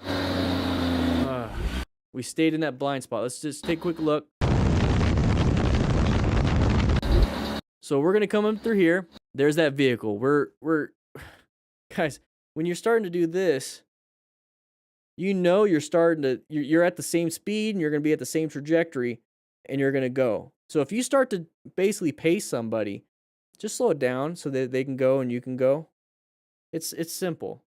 Slow it down or speed up. It's a non-issue at this point. This happens all the time. Don't be in their blind spot. You're in their blind spot right now. Oh, they shouldn't have came into my lane. Yeah, they shouldn't. They shouldn't. But they did. Because people do that. Okay? People do things they're not supposed to. You're in the blind spot. They can't see you.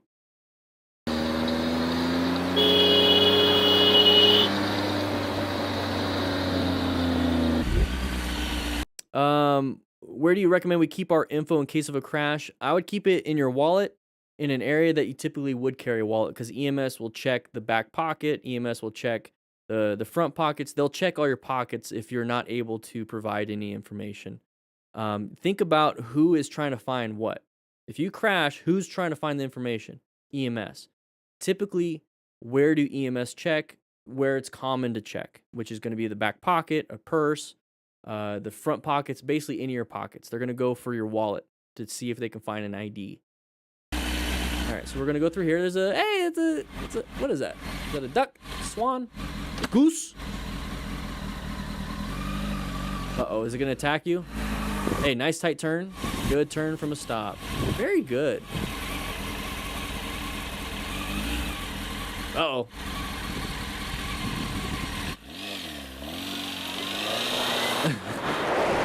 All right, we're going to move on. That thing was not liking you. All right. In the mix since 96. I like that. I love alliterations. All right, so watch out, uncommon thing. You see people coming in your lane. Just slow it down, move to position. They're going to keep doing it You never once moved over. Okay, so if you see that happening, everybody, if you see this right here, uncommon thing in a common situation. Hey, you have your lane. You usually see brake lights and maybe running lights in the back. If you see headlights in your lane, uncommon. All right, no buenos. What do we do then? We're planning our ride. Let's position ourselves for safety off to the left. That gives them all of this space to make their dumb maneuvers. So when people are like, well, protect your lane, Dan, protect your lane. What are you protecting your lane from? A head-on? You're going to force that person. If that person is going to hit anybody, they're going to hit you. They're not going to hit another car. They're going to hit you because you're a little bit easier to manage. They're not going to try to avoid you. What are you doing protecting your lane?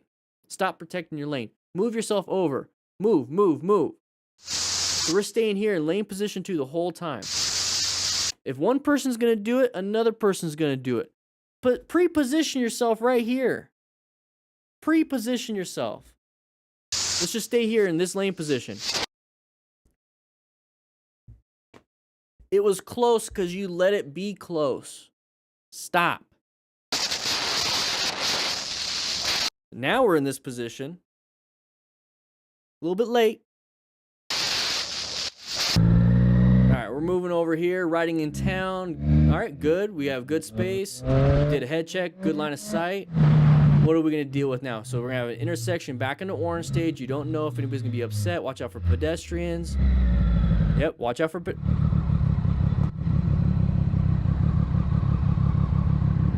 I think we're just doing that to be a little. That pedestrian is white staged, by the way. Are we doing this to pedestrians? Is this still a thing where we rev bomb them or honk the? Whoa, Thanks okay. for watching till the end. I hope you've enjoyed it. See you soon in the next video. Ride safe.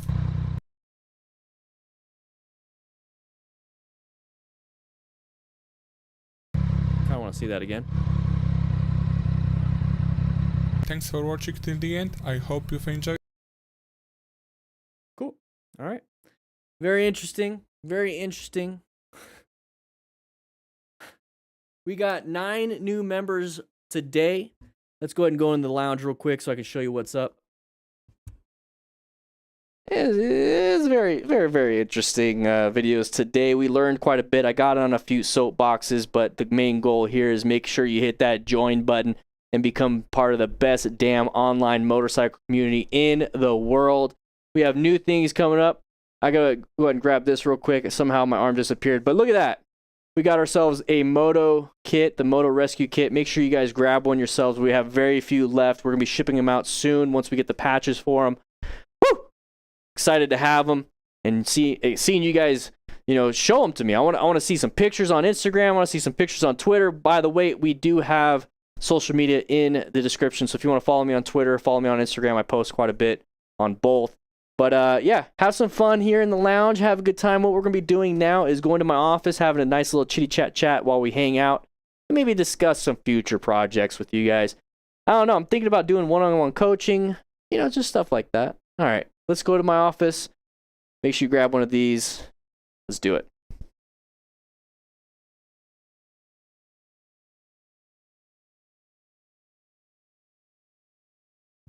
Oh, yeah. Oh, yeah. Let's, I think we should get some music. You want to get some music, everybody? Let's get some music.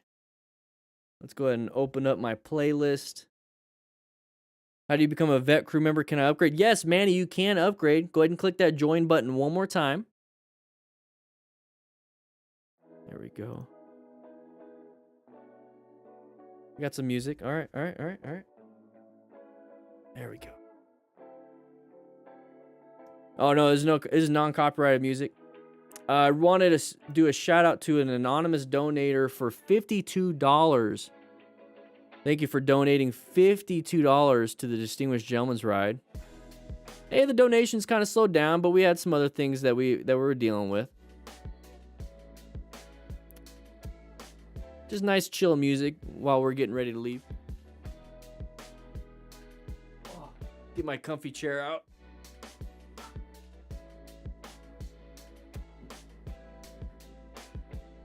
Chris Frazier, we have a member, an interior decorator on the crew that created created this beautiful office for me here at Station 1. Whew. Had a thought, would you send out an empty trauma kit and list of what to fill it with? Rogue, I do have there is a list. There is a list on the website that's in there. So if you want to create your own, please do so. So motorcycletrainingconcepts.com. So take a quick look at this. Let's go ahead and pause you real quick. This is Motorcycle Training Concepts.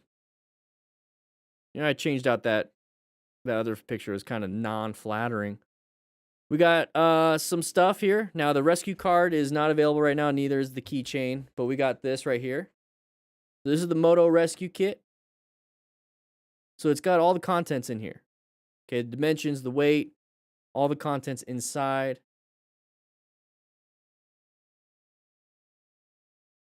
So this is the patch that's coming in. There's the card. And that's what it looks like on the inside. So if you want to grab one, please do so. It's in the shop right now. Boom. Out of stock. We got the mission statement provided right here. Smart Rider principles. We do have a blog. We're going to get there pretty soon. Yeah, Manny, welcome to the veteran crew, baby. Woo! So these are my old blogs that I made. We're going to be making a lot more. We got the shop and everything, and then the home. We're going to be working on this right here. That's what I'm working on, everybody. That's my next thing. You know, hey, there's me, a little bit shorter beard. Whatever. We're going to be working on these things real soon. I know, Rogue. I know. I'm sorry. I'm sorry. But if you want to grab yourself a trauma kit, remember, we're going to be working on more. Getting more keychains. I'm thinking about it. I'm thinking about doing. Hey, might as well while we're here. Let's go ahead and stop the recording. I'm doing good, Matej. I'm thinking about doing a few things here. Thinking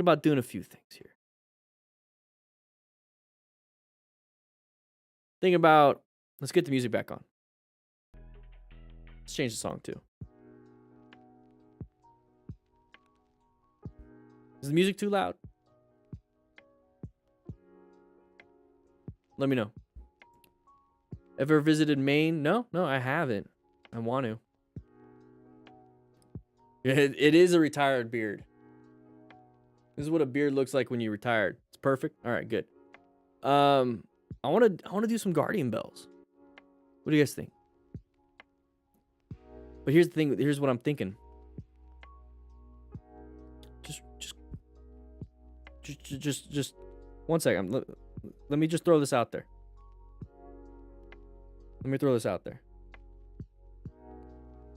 When you sign up for a year as a DDFM crew member on the website, which just go with me. It's not up yet. This is just an idea.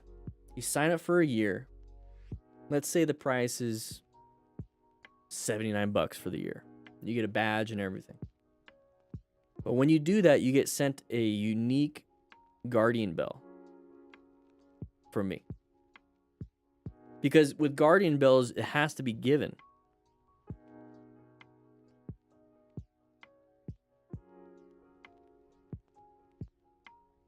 You know, guardian bells have to be given. So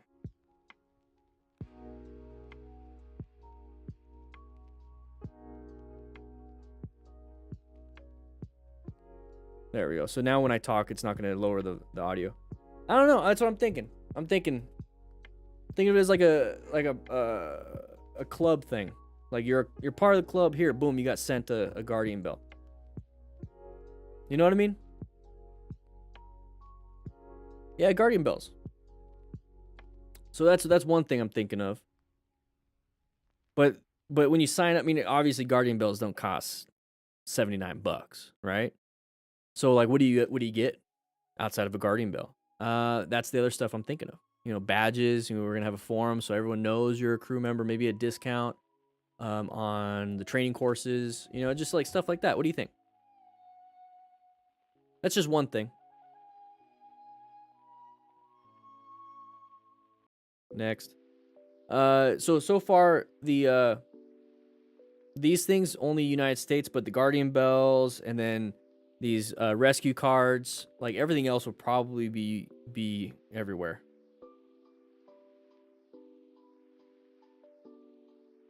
Come visit India once. I would love to. DDFM leather cuts. Yeah, I don't want to get in that trouble. But I was thinking another thing. Let's go down the list. Hey, who knows? These are $1 million ideas that somebody else can come up with and really drive home. Remember, we are raising money for the Distinguished Gentleman's Ride. I'm thinking also a monthly competition. Just I haven't thought it all out yet, so don't make fun of me. Is the music too loud while I talk? Let me know real quick before I change it. Just write in the chat. Music too loud when I talk?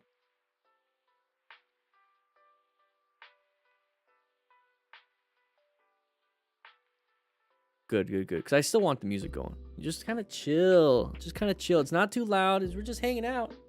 Make sure you rookies get out of Rainan's chair. All right. So let's say a monthly. Let's just make it easier just to think about. Let's do a quarterly competition. So every 3 months, there's a competition. Who here does CrossFit? Anybody here do CrossFit? So like the CrossFit Open. So it's like an online competition to get into the main one. You know what I mean? So I'm thinking quarterly through the Rider Academy. It's only open to those that are in the Rider Academy. Quarterly, there's going to be a list of there's going to be a list of exercises. And I can't explain too much because then I'm giving away quite a bit, because this is down the pipeline too. But a list of exercises that is, let's say, Moto Gymkhana style stuff. And let's say there's 5. So you do it, you record it, you post your time, you're on a leaderboard, and every quarter there's going to be a top 3 people that win, and you get like a medal, you get like a discount, little things like that. So there's that.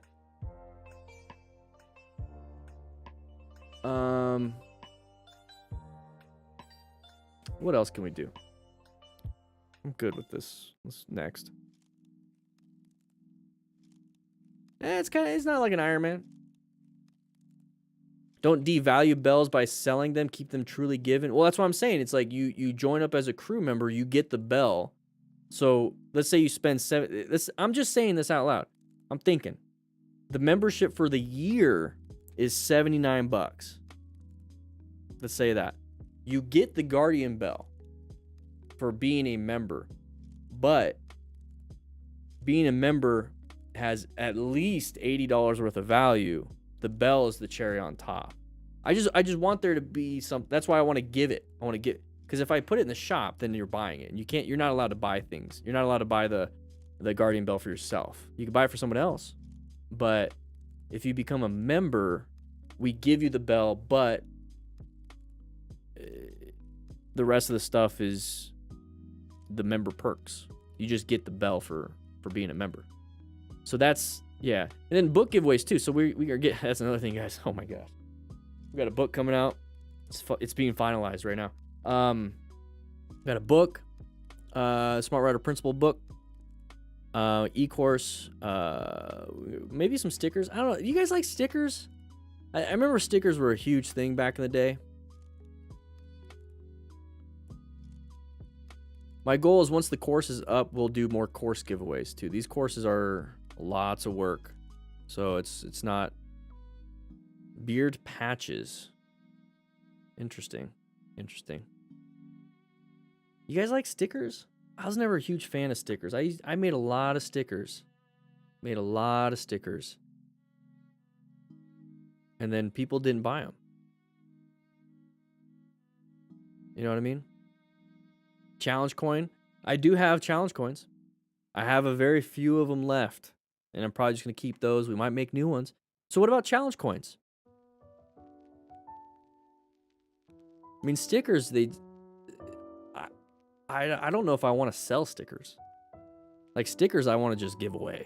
I think that's what I do. I think those are like giveaway items. I think stickers are like, we got keychains though. I mean, we could do keychains. We could do the challenge coins, patches. And like, we got patches coming in. We got 250 patches, these Smart Rider patches. Yeah, these patches coming in. So this is once again the Motorcycle Training Concepts website. So we got the keychains, but then we got this patch right here.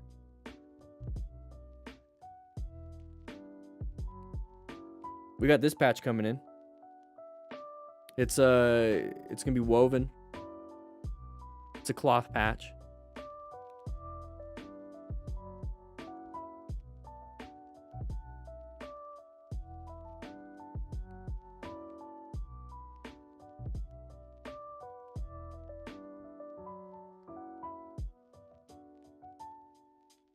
A jacket would be good.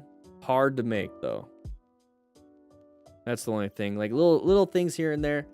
I'm big on educational materials. One's if I created a cone set for you guys with some cards to do some training with in a parking lot. So you just take the cones with you and the cards, and then boom, you're there. You got it. You're done. What about that? T-shirts, I have these T-shirts right here. It's a D from Crew T-shirt. If you guys want T-shirts, it is linked in the description.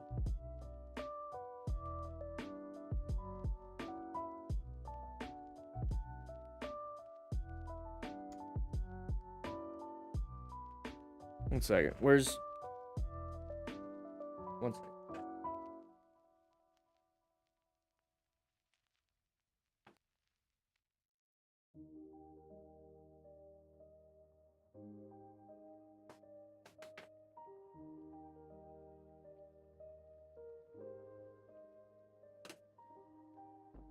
You want to see what my cones look like?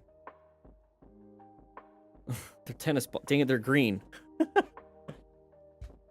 I got a bag of tennis balls. These are my cones.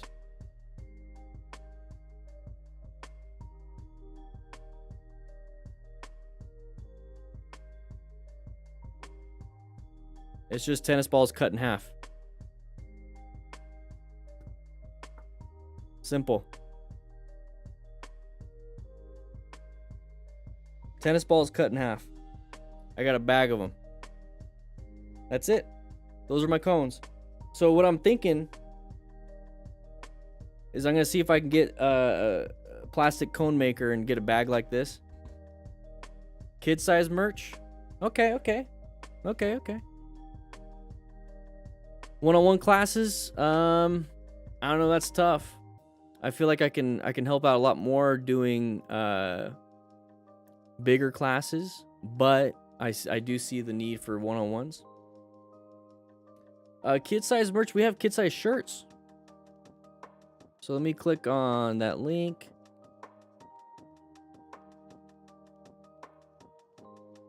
Oh, what? That link doesn't work. The t-shirt link is broken. What? One second, everybody.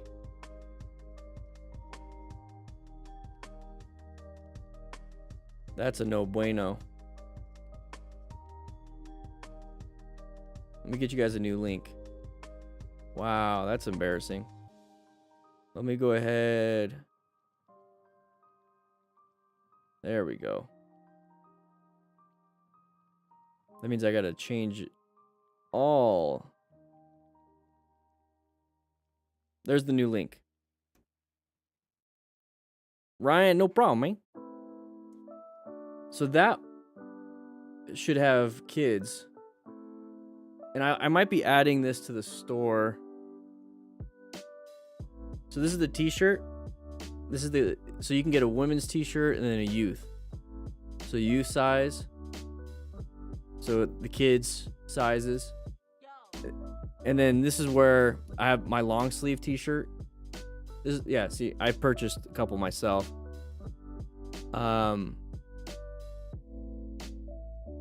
Right here. That's what I'm wearing.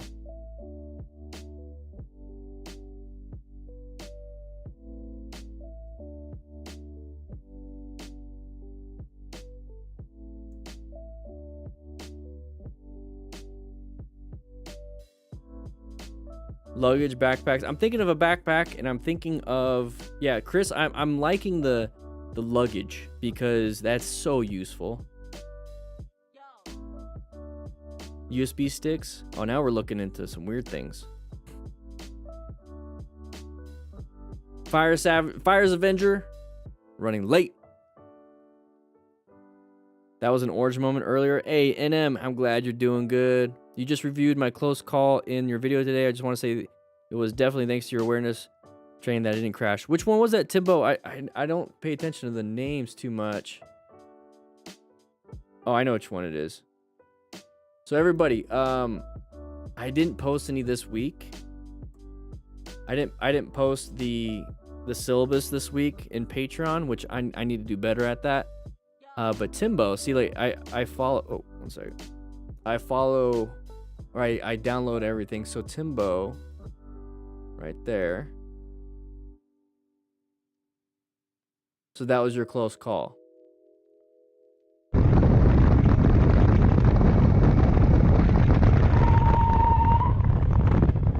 Good job, man. No, it was good. You did good. You did real good. I'm glad you did well.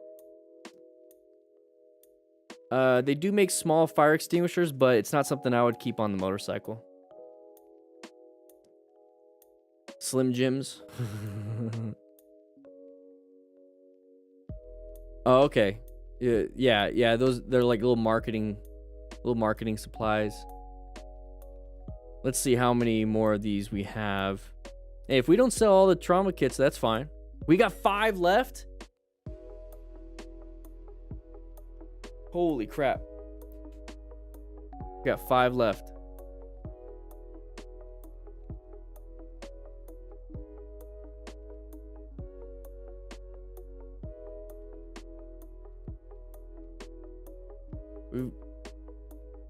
We got 5 trauma kits left. And we're sold out. Holy crap. I gotta go buy some more. Gotta go buy some more.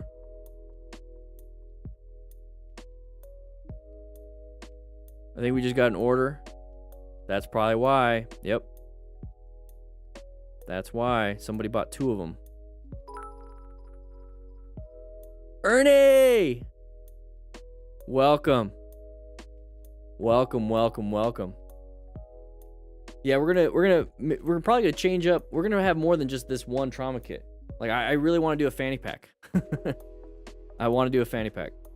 Beard care kit. I don't use any product. I literally just blow dry it on cool after a shower.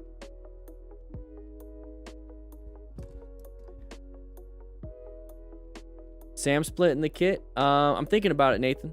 Thinking about maybe getting rid of the tourniquets from the inside, attaching them on the outside, but then putting a Sam split on the inside. Does that make sense?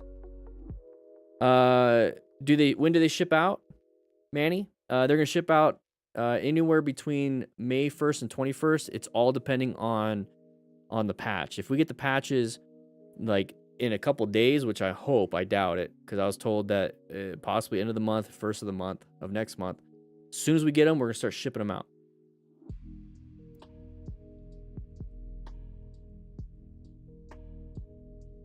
Yeah, Voss wants to do a DDFM Voss helmet. Yeah. I might wear it. If I did it, I would do the dual sport helmet. It just works. DDFM sunglasses, that's important. Any new must-have medical tech? If you did training a decade ago, they're really talking about quick clot and tourniquets now. The main goal is to stop any external bleeding so you don't insanguinate. Be Safe patch, official Smart Rider patch. Yeah. We do have the official Smart Rider patch coming out.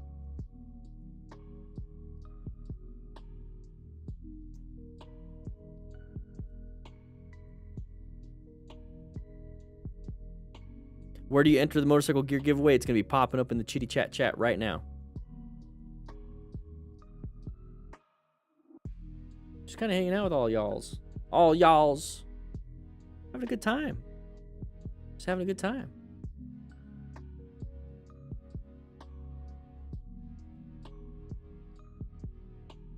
Helmet stickers with blood group written on them. And Anshu, that's a good idea.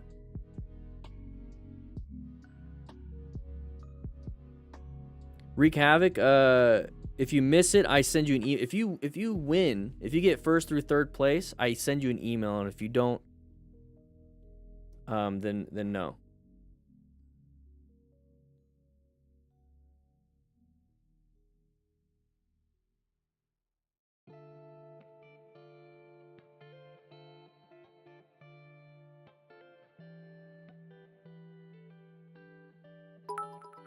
Manny!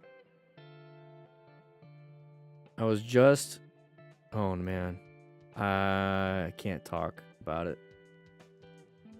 It's going to be interesting. Type 1 diabetic rider patch?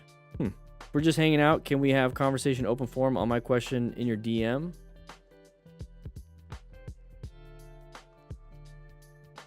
Are you Hikaru?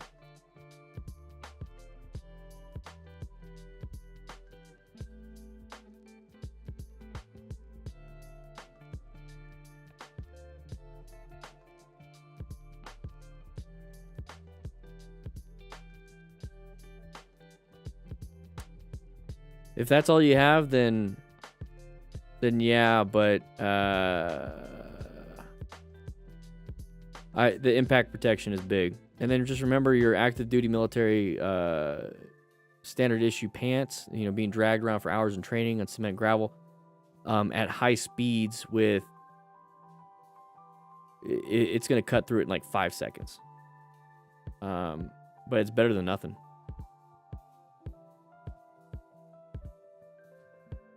Regular medical cards like these ones, or showing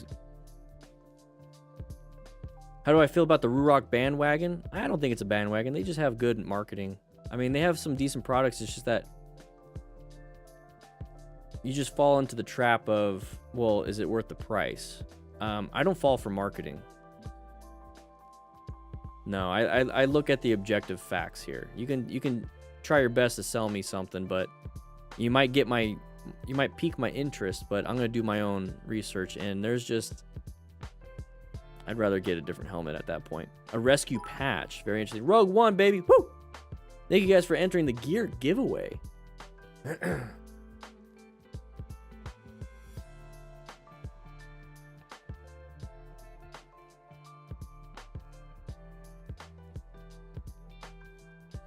Jean vests.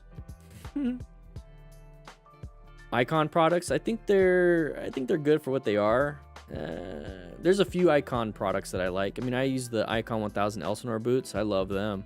They have some other good things. Helmet wise, I'm not a big fan of the Icon helmets, but the rest of the gear, yes, I am a fan. DJ Barnes, hey, thanks, man. I appreciate the words. Toronto. Blood type, contact info. That's not that bad of an idea.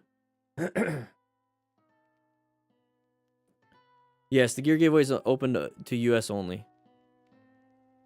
The laws out there are just so restrictive. I wish I could do more, but I can't.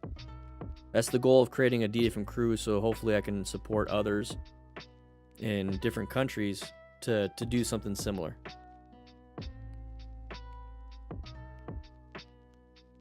Patch in the shape of a beard, not a bad idea. What do you think of adding a hidden switch in the kill switch for extra security and delayed thieves?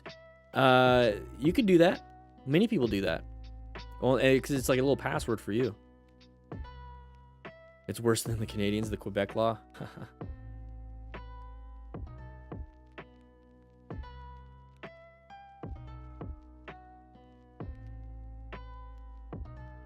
Let's go ahead and refresh the donations for the Distinguished Gentleman's Ride.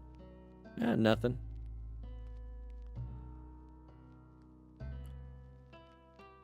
How to make a dangerous bike safe. What would make a bike dangerous? Trevs. Should you buy a bike? It's up to you.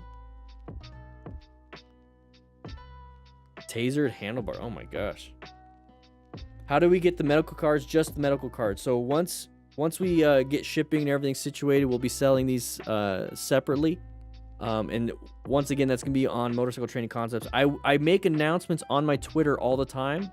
Same thing with my Instagram. I make announcements on my Instagram all the time too. So if you guys are not following me on Twitter or Instagram or on the Discord, you need to. Just join the crew, baby. Woo! It's good to have all of you. No idea revving, spinning with stuck throttle. You need to fix that stuck throttle. So now we're starting to look into maintenance, though. I don't really do the maintenance part. There's a lot of people that do that. I would look into John Maxwell. He does really good stuff. His YouTube channel.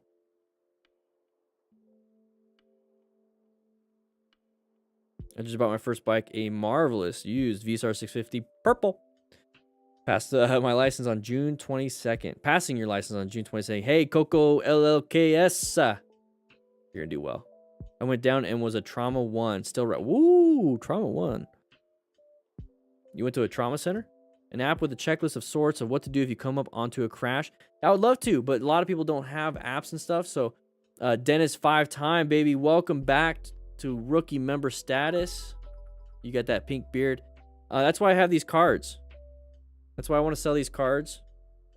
And the goal is to give away a lot of them.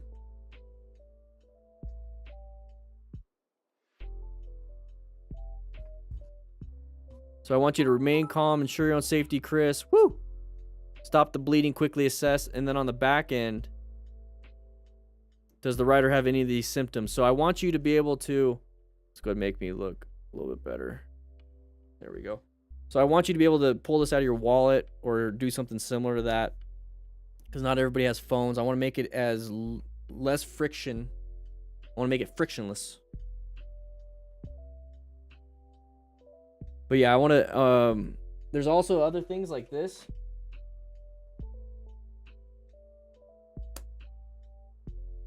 That I'm going to develop.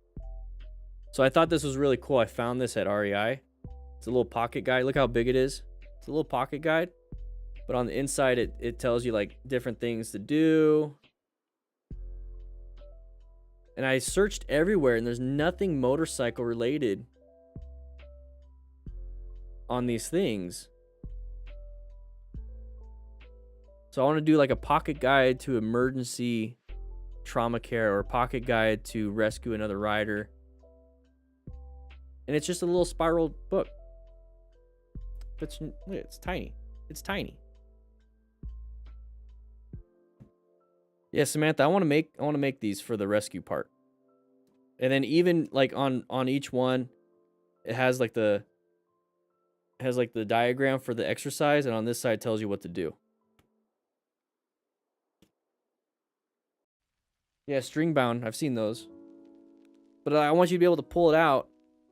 Yeah, TCC. Yeah, combat. Yeah. So what he's talking about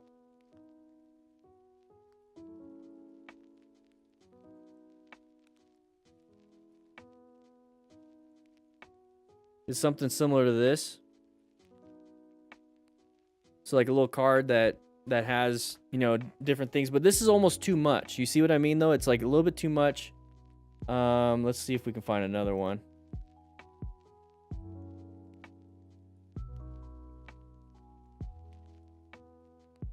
So it's almost too much because then, I mean, well, this one's not. The other one is. This one is a little too much because you have like, you know, vitals. I mean, you have mechanism of injury, so that's cool to have. But this, and then CAB, so circulation, airway, breathing. This one looks good though. I like this one. So this one, because you do the tourniquet time, you know, you do the tourniquet times and then different spots for the tourniquet. This one right here, blood pressure, you don't have that. You don't have any of that stuff. Respiratory rate, you know, you could probably do that. You could do that. Let's go do that.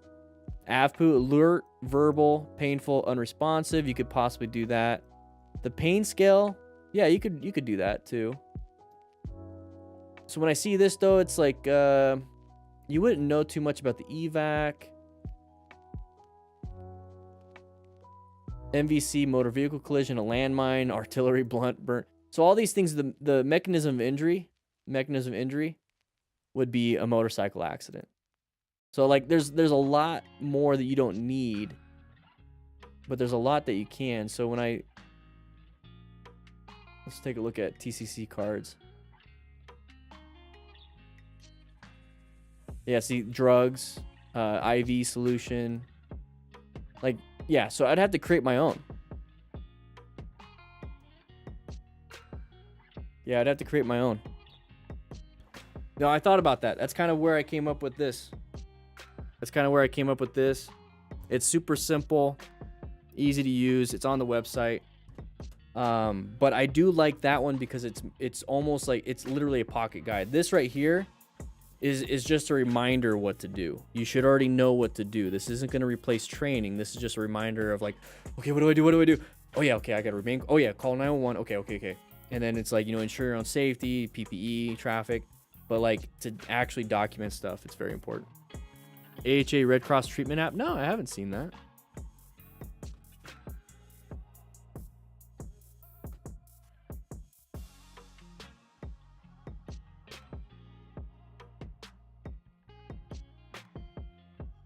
First aid app.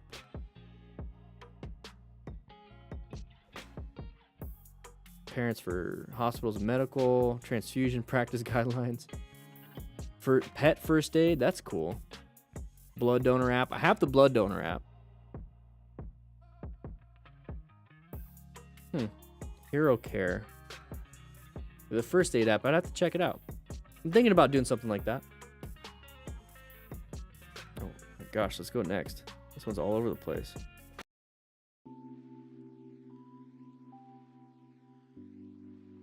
No 10. I've somewhat did that. Let me see if I can find it for you. It was an offshoot of medical accident scene management.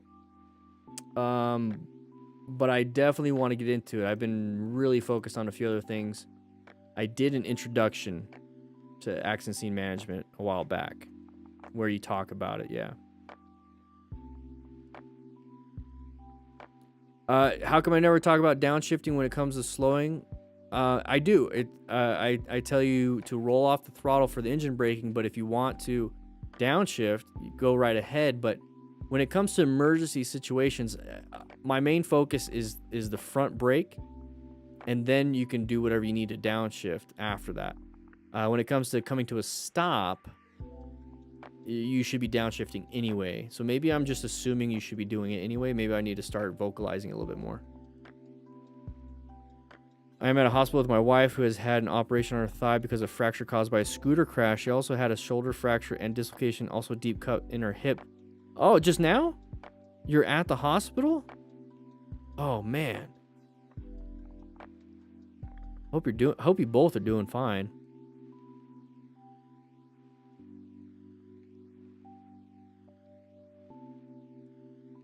If the bike is blocking traffic, should you move it as soon as reasonably possible? Yeah, as soon as reasonably possible. Remember, what is the emergency?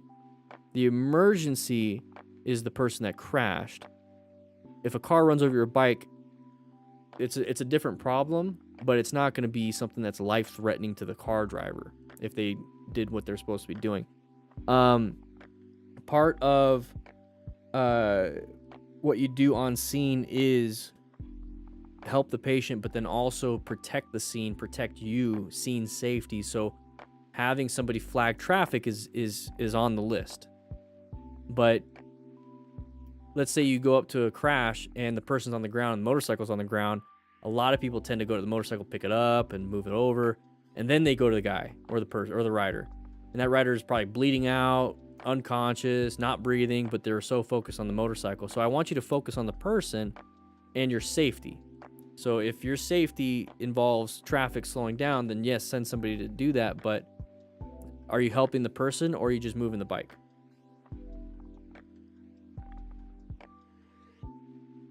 Trevs, I talked to Fortnite before that video went up, and I approached him with the idea, and then he did it. I mean, anyways. It's one reason why I stopped approaching other creators with ideas without an NDA. Am I really against high-vis clothes? No, I'm not against it. I'm just saying it's only one thing. It's only one thing out of a multiple or multitude of things that you can do. It's just, don't assume high vis is going to solve your problem, but high vis can help.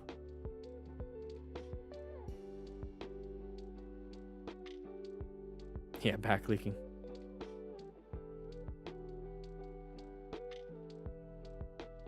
I'd really like to address the fire question. TJ, did I miss it? I must have missed it if you asked a question about fire. Why don't you develop one for motors? I'm missing parts of your guys' questions.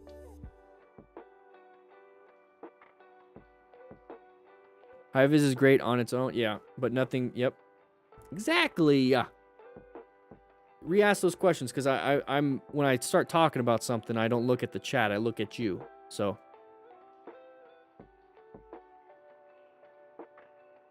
Anyone else buy the Dan's rescue kit? I did. You better hurry if they're not sold. Jay, I know. Seriously, we got 5 left. I'm keeping this one, though. Grab yourself a kit.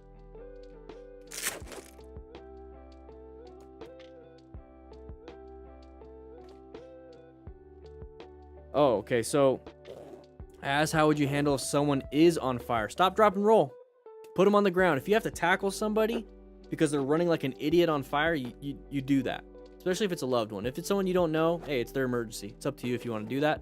I would tackle the crap out of them on the road, and I'd smother that fire with my own body if I had to. If it was my friend or my family member, roll them around the ground, literally, like you'd have to do it. Asked about a crash where fire starts, or if the fire starts in the vehicle on the motorcycle, the only thing that's burning is the flammable liquids, which is probably 2 to 3 gallons of gasoline. It's not going to blow up. The only time it's going to be a problem is if you're down,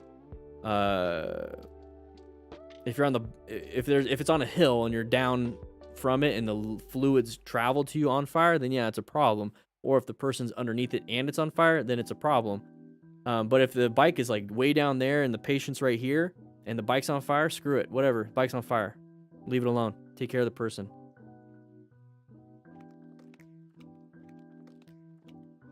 If the person is trapped underneath the vehicle or underneath the motorcycle and it's on fire, it's an emergency move at that point. If you don't move that person, they're going to burn to death. If you move that person, there's a possibility of a spinal injury and possibility of paralysis. And here's the thing, paralysis or death.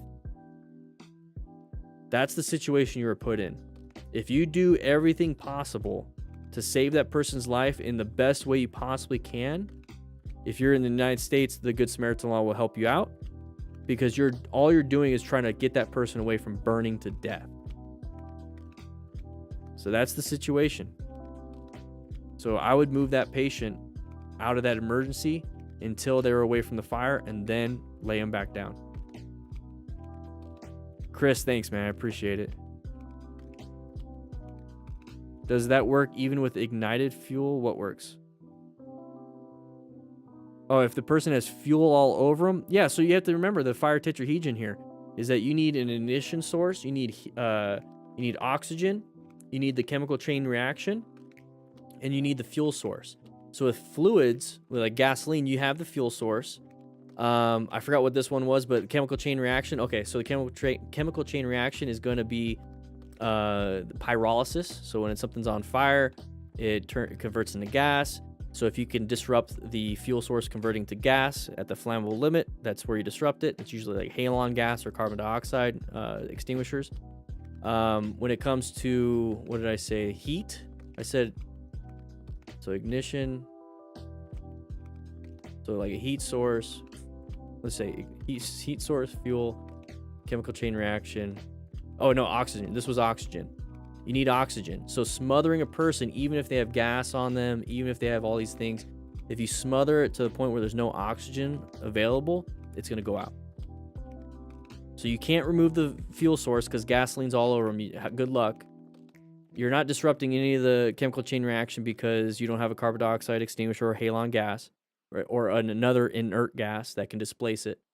All you have is the removal of oxygen, and that is smothering the fire so it can't get oxygen. It's like putting The best way to explain is you have a candle and you have the lid.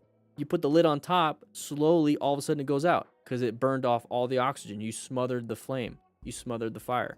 It has the fuel source, which is the wick and the petroleum, which is the candle. So it's a hydrocarbon.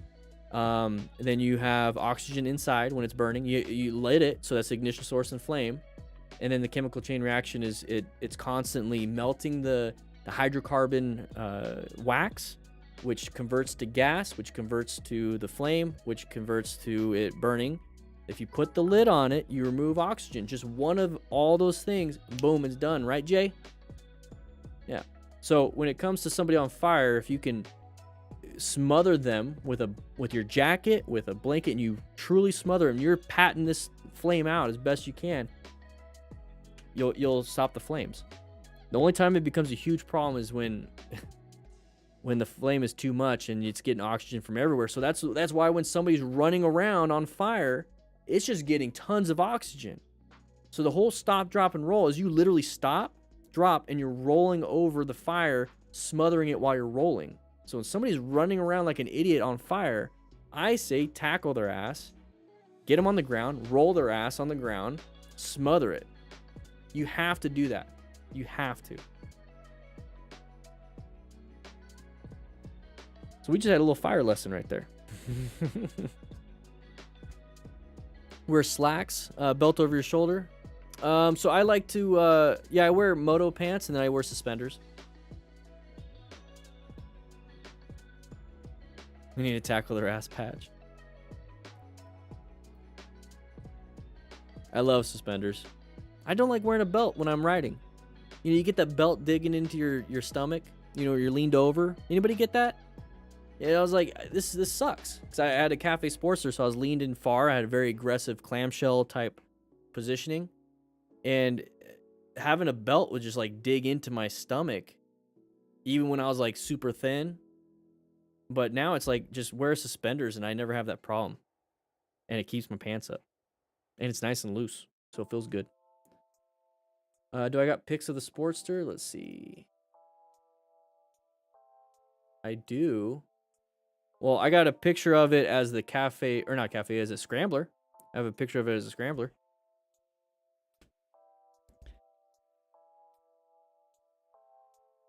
This is my my desktop background right now. It'll change. I don't know if it's gonna change to family or not.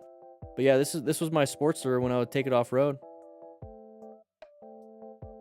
It was a lot of fun. It was a lot of fun.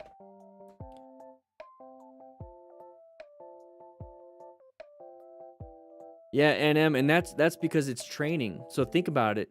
It could be any emergency. How many times have you seen somebody get hurt? Like, what do I do? Or like an emergency of a car pulling out. It's like, what do I do? It's a training situation.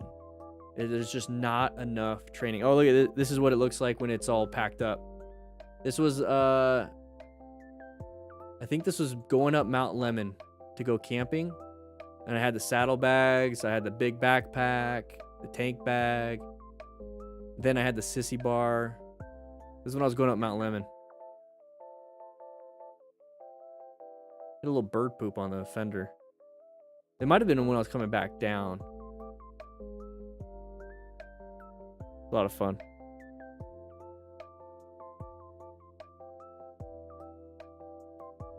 A Duke, a proper adventure bike. You could do that. Might be where you want to just get an adventure bike just because of the clearance. I haven't come across a motorcycle accident yet, thankfully, but I have helped a lot of car accidents. No medical other than first aid currently. Yeah, so Cabot, that I've come up on, I don't know how many car accidents. I haven't come up on a motorcycle accident off duty, but I've had at least a dozen, and most of those were fatal. But I've come up on, I don't know how, I've been on hundreds of car accidents and probably a dozen off duty. I mean, it's just because there's more cars on the road. That's really what it is. The model for the motorcycle, Luigi? Is it Pieroni? Pieroni? Luigi Perroni. I don't know. I just like to pretend I have an accent. I'm Italian. You sound Italian. Which model? Okay, there it is. My friend had an accident involving a rider. Friend was in a car with Grant and Dragoon. Ooh. If you know where that's at. Dude was speeding up the turn lane and got hit. Total this guy. I'm a well of knowledge. Hey, I just have a lot of experience for someone my age. And I'm blessed to have it, but it's also a curse. So I really wanted to. It's gonna go up pretty soon. I'm gonna actually finish the video today. One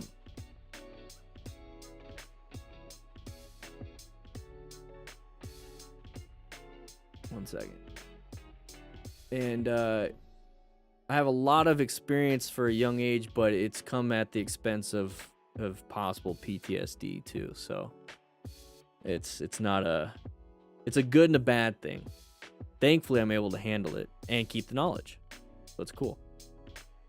The FTR Rally, no, but my bike's like the FTR Rally. I've tried the 2022 with the windscreen and stuff, and that was a lot of fun. The Rally has bigger tires. That my 19 has big tires. So it's basically the 2019, but a little bit upgraded tuning.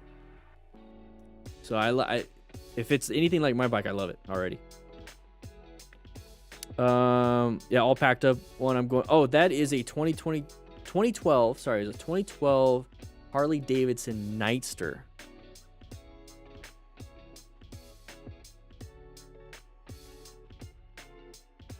No, Anshu, I'm not gonna record or review any more clips today. It's towards the end of the day. I gotta get back to the house. Mate, how old am I? I am going to be 34 in July.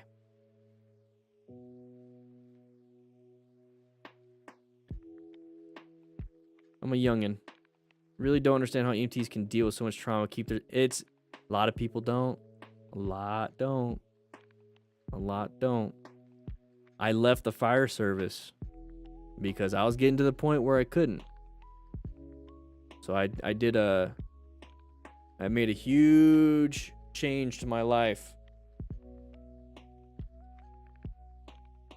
Huge change in my life because I couldn't do it anymore. But hey, the thing is, I wanted to serve the public. I wanted to help out and serve others. I just found a different way to do it. So I'm happy. I love what I do, and I don't have to see all the craziness.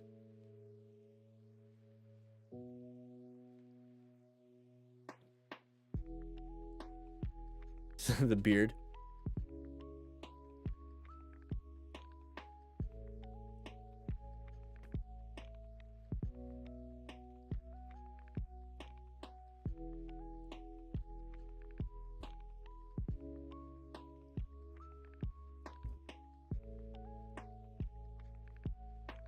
What's happening? She got your permit yesterday, Emily. Hey, taking a class soon. Terrified but learning as much as I can. Woo! Oh, the Vossen. I forgot to go ride. I'm sorry.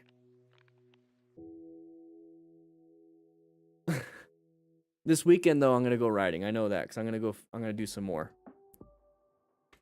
Because they let me keep the Chief for a little bit longer. Sorry. Modeling calendar? No. Oh, okay. So I just got an email saying I got a submission. So I'm gonna have Rainin go through them all, and we're gonna be doing some things. It's taking a while to catch up. That's all it is. Is there a promo code for the Moto Trauma Kit? No, it's on sale though right now. It's $10 off. If you want the kit, it's right there. We might make it to where in the future there's going to be promo codes, but this first time, no. Yeah, keeping the trauma inside is bad for you.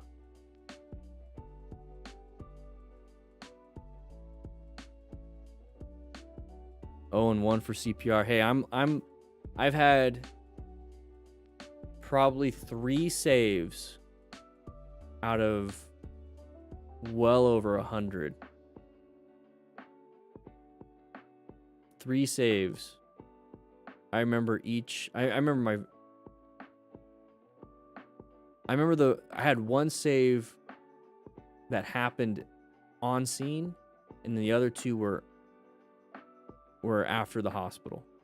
So like on one time on scene, I saw somebody come back. But the rest, no. It's obvious. We tried. I mean, some were GSWs, knife wounds, trauma, heart attacks, strokes. Just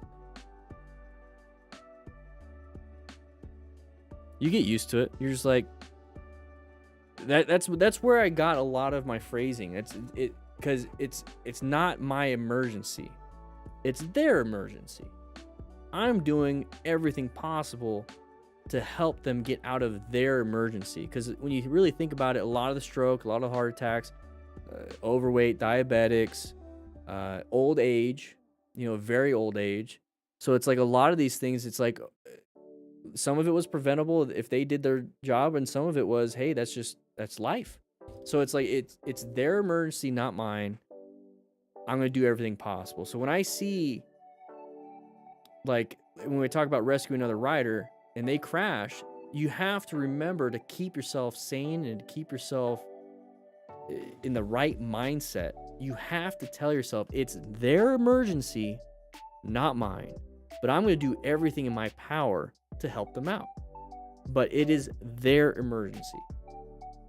Because if you make it your emergency, you're going to start panicking. You're going to start doing the wrong things. You're going to start freaking out. Because they are. You have to treat it as their emergency. That's why on the first one, it's hard to see it. The R, remain calm. The R in rescue, RESQ, R is remain calm. Because if you can't do that, you're no good. Man, well, make sure you're getting good line of sight with those shopping carts. Because those are usually 90-degree turns down those aisles. So you want to go nice and wide, get in lane position 2, get a nice good body positioning, with that shopping cart. And if anybody comes around hauling ass, make sure you plan your ride. You located that hazard, adapt to it by applying some good stopping power to that. You don't have a good following distance. Typically, you're going to run into people's ankles. Got to be very, very careful with those shopping carts. Smart Rider principles anytime you want. Throw another thing at me. I got to get going, though, guys. I was kidding about that. I got to get going. Shopping cart safety. Yeah, exactly. I got to get going. I'm going to go for a walk with my DO double GGOs, and we're going to have a good time. I can hear is Nikki calling me. Yep, Nikki's calling me. I got to get back to the house. You guys can go to the crew lounge if you want, but I'm going to head out. All right. So go have some fun in the crew lounge, play some video games. If you get the high score, make sure you put Dan in there. With that said, we're raising money once again. Okay. So if you have any cash right now, donate to the Distinguished Gentleman's Ride. Please, please, please. It helps out so much. Donate to the Distinguished Gentleman's Ride.